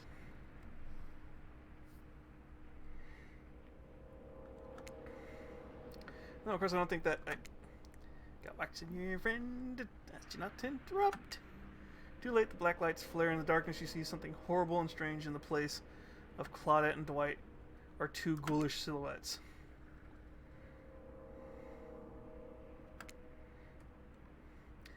It's breezy up here. I should have packed a sweater. What in the hairy hell? Hey, watch the language. You shouldn't speak around your elders. Grandpa? My little Rin said, what? Nami, meet Grandpa Kaz and Yamako. Well, technically not just Grandpa. Technically he's my great-great-great-great-grandpa. But that's a lot of greats to say in a row. I haven't seen my little Rin since I watched over her in the afterlife when she was a little girl. I expect you to say blah blah blah.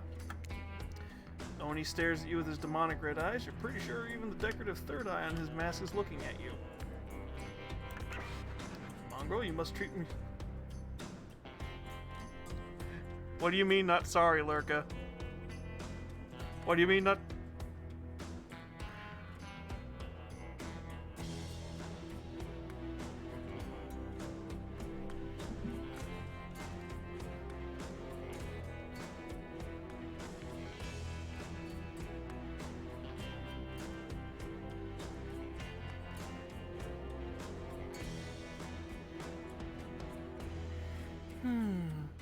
Well, now I'm just gonna only talk when I have to use this voice. Haha. A Konobo is like a metal baseball bat covered in spikes, FYI. Not sure what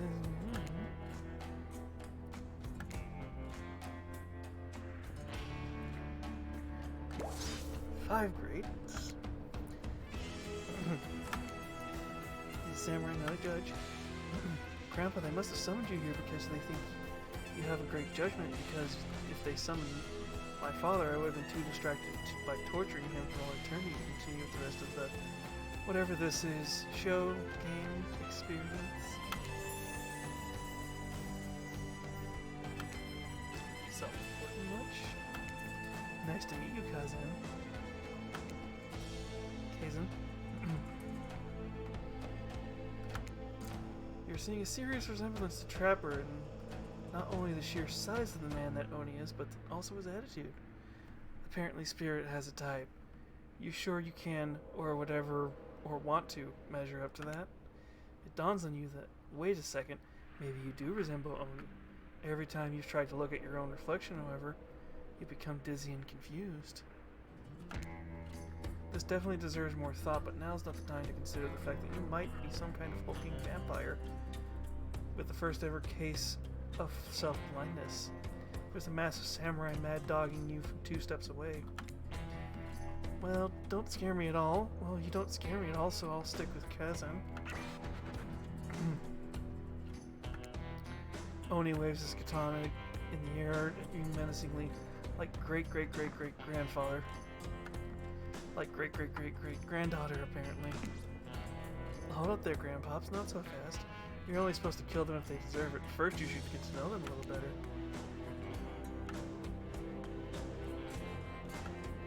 In his day, for such an imposing presence, he sure gives off a serious old man yells at clouds vibes.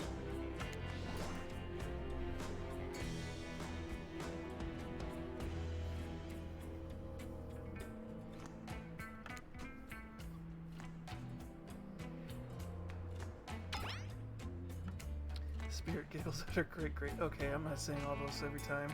As Oni's forgetfulness. You wonder, does she even like this guy? She sure hates her father, so... Listen up, little man, we don't have time for you to a list of every activity available to a samurai in the entirety of the Edo period.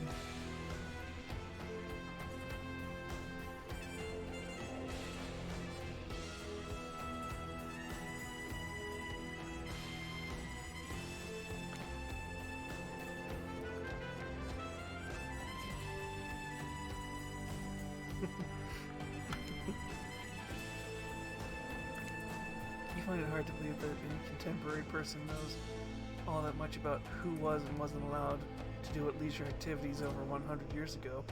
However, you're really not sure how to handle the massive demonic old man.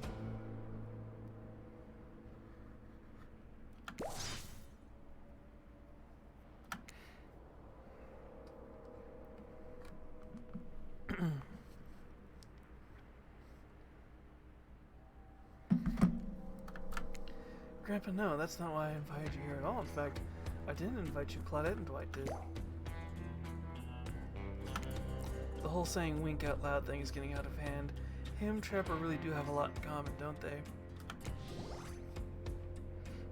I swear Nami has a good soul in the heart of a warrior. They fought for my love in their own way. Faced down death more than once and put up with their fair share of nonsense. Nonsense which seems to be endless. Can we, I don't know, wrap this up already? Of course. Who am I to expect anyone...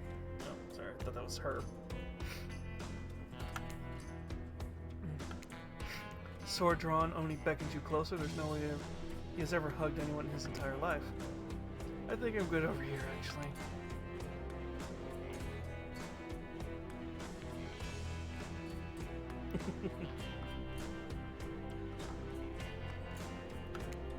You're so silly, Grandpa. We both know the only one sacrifice. We get our family back on track. Revenge on my father, you great-great-great-grandson, traitor to the Yumako name. I'll never forget who I am.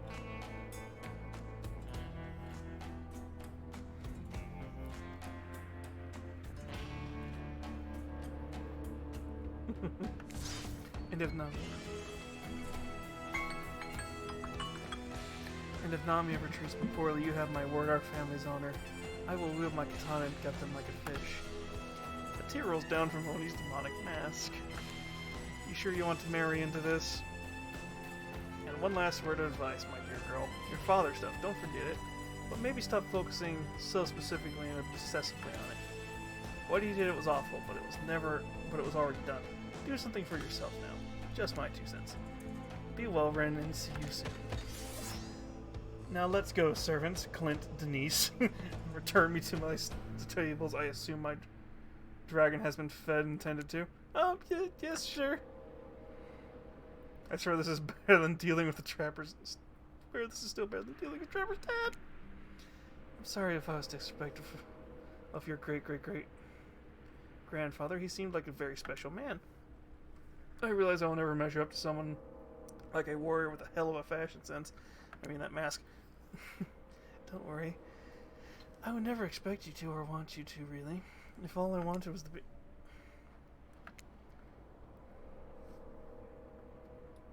There's no way to live in it. Call me the Dragon Tamer, baby. You haven't won the game yet. Please don't ruin it.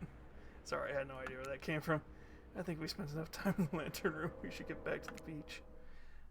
As long as they give me an option to kill Dwight, then I think we're on the right track. The moonlight seems romantic as the moon is a storm. Black Lighthouse. You know, the sun might have set, but rise again.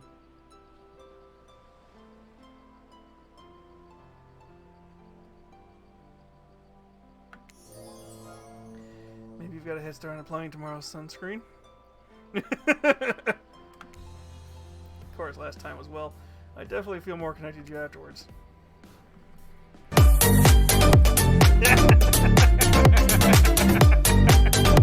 you, Lurkum.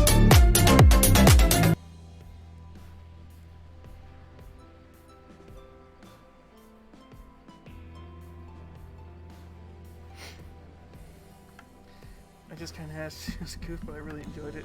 I swear, though, if you tell anyone about this, I will not be labeled a foot freak. Not that there is anything wrong with feet, it's just that something about that kind of attention really gets people talking. Steady. Steady. Oh, close. Almost.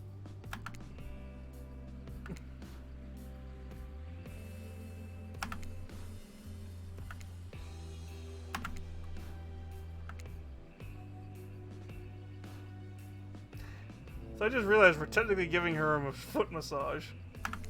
Oh, close.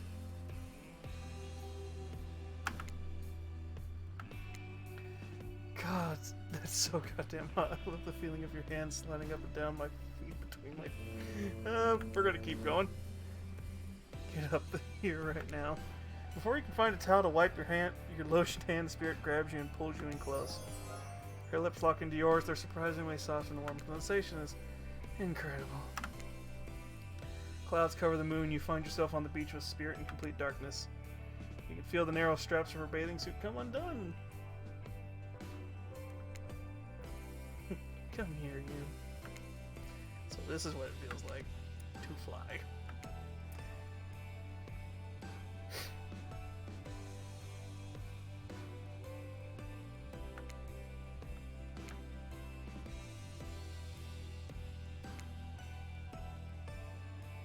If it kills you, you are sure it will be worth it.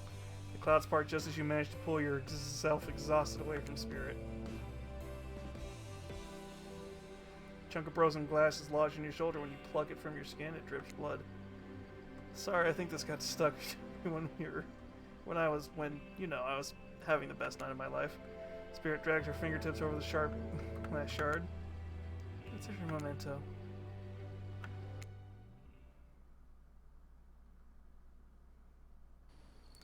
Back on the beach, the other killers roll her. It's a debate between her and Huntress, trust me. Roll their eyes as the show doing that couples thing where you walk with hands in each other's back pockets, you know. It's obnoxious, but love will do that to a person. Last day, you beautiful piece of meat. You done so well. We're almost to the finish line. You didn't think I brought you all this way without a plan, did you? What kind of sinister body of saltwater do you think I am? Nami, Spirit, welcome back since you're both still alive. Yeah, you can assume you had a good time. You panicked to the many open wounds on your body, complete with bits of sand and dirt stuck in them. Yeah, you could say that. I think some of those might be infected. You should really get them checked out.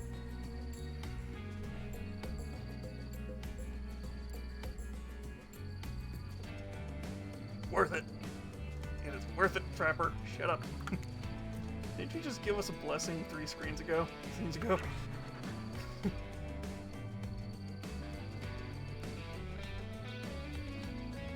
I think her grandpa fixed that problem. Can't get her out of my mind. Duh, I know all of that, and I think it's hot. She's the goth girlfriend of my dreams, and you're just jealous you lost her, so you're trying to run me out of town. Guess what? I'm not scared of you. I'm with Rin now, and she's got my back, literally. She carved her name in it with a piece of broken glass. Thank God it was only 3 others long.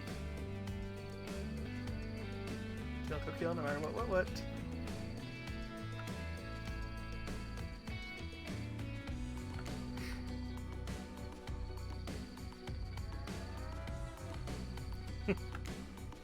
Please. Fuck again. No!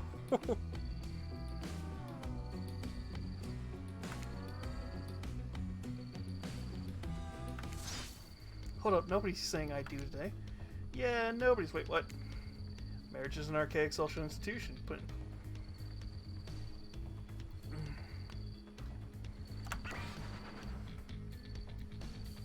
Are you back yet, Lurka?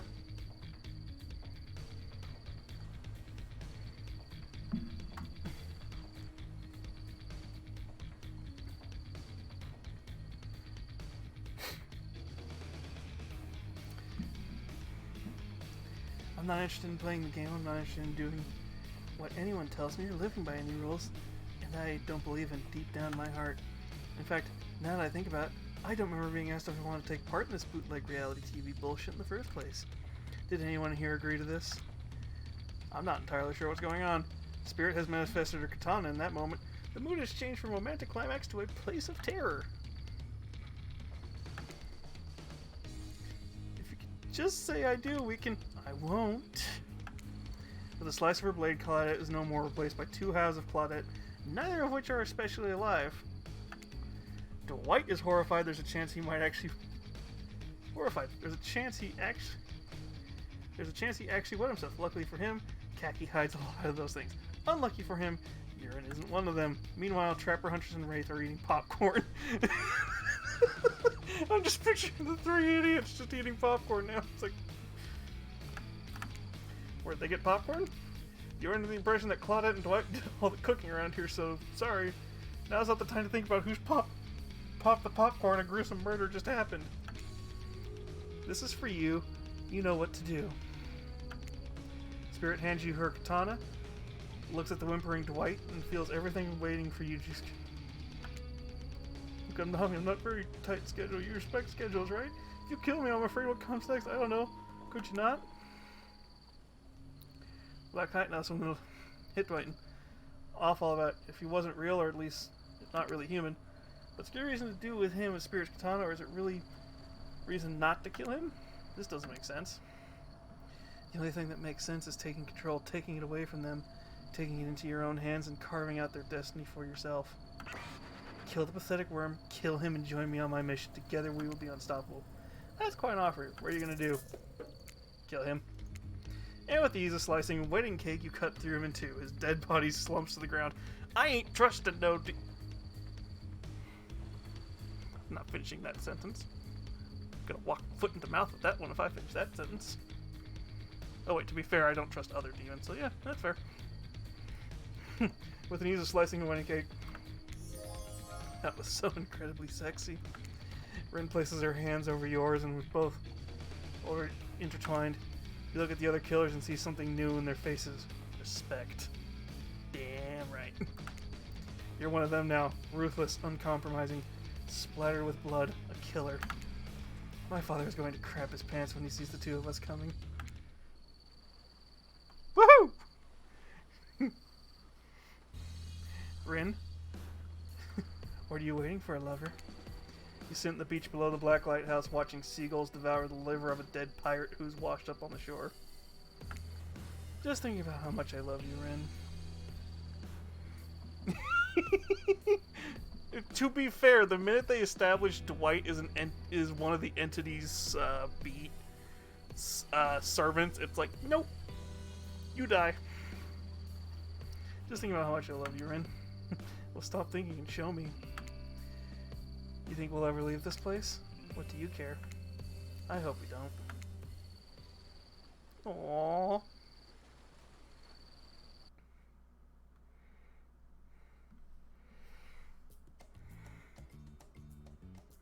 Oh shit, 9:44. Oh, that's perfect timing.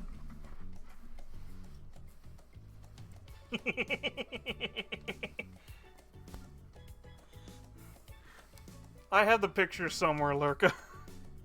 They're actually really easy to find because somebody just ripped them from the back of the game. Alright, let's bring up the Raiders.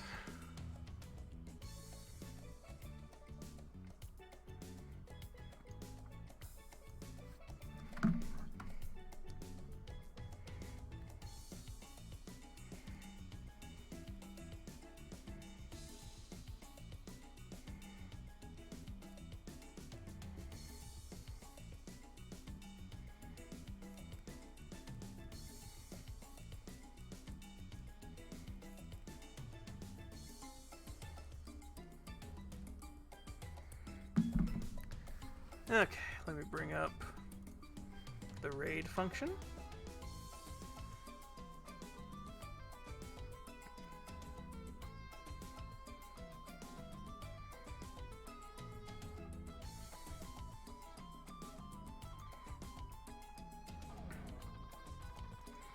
Then let me bring up the group of people we can raid.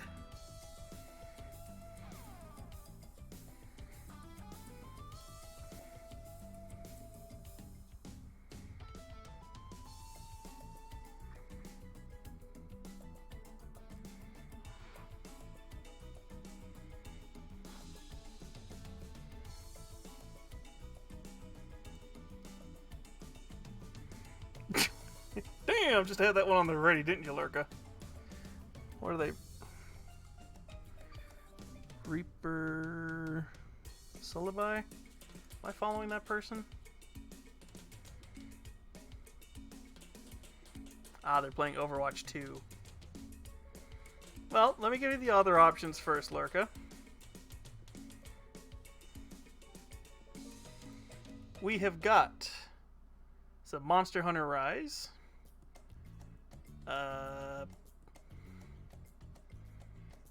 Some Warhammer 40k Space Marine. Forsake. Somebody's playing Helltaker. Hamtaro. Hollow Knight. Golf with Friends.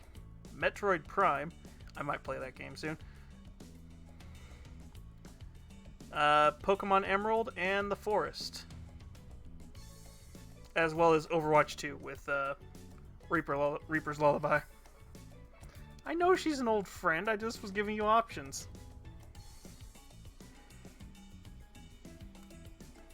Hey. Thank you.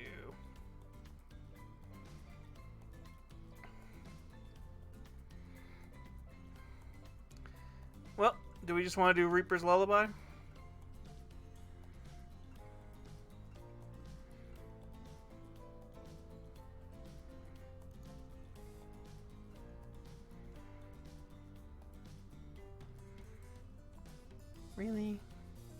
Alright. Reaper's Lullaby it is.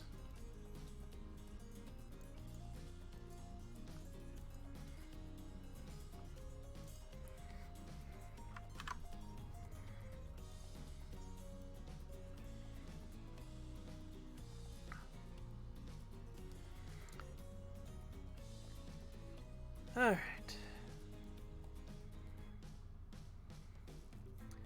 I will see you all tomorrow with some more mini painting where we're going to try and start the tank. And hopefully maybe get it done. If not, we will at least get it going. And then I don't have any idea what we're going to do Thursday. Probably finish up Bioshock. But either way, I will see you all later. Let me start that raid.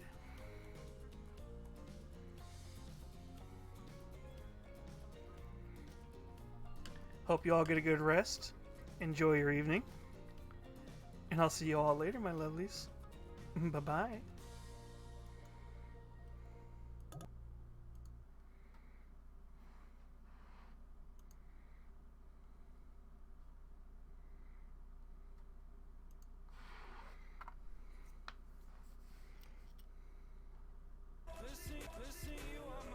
Nami, thank you so much for the raid.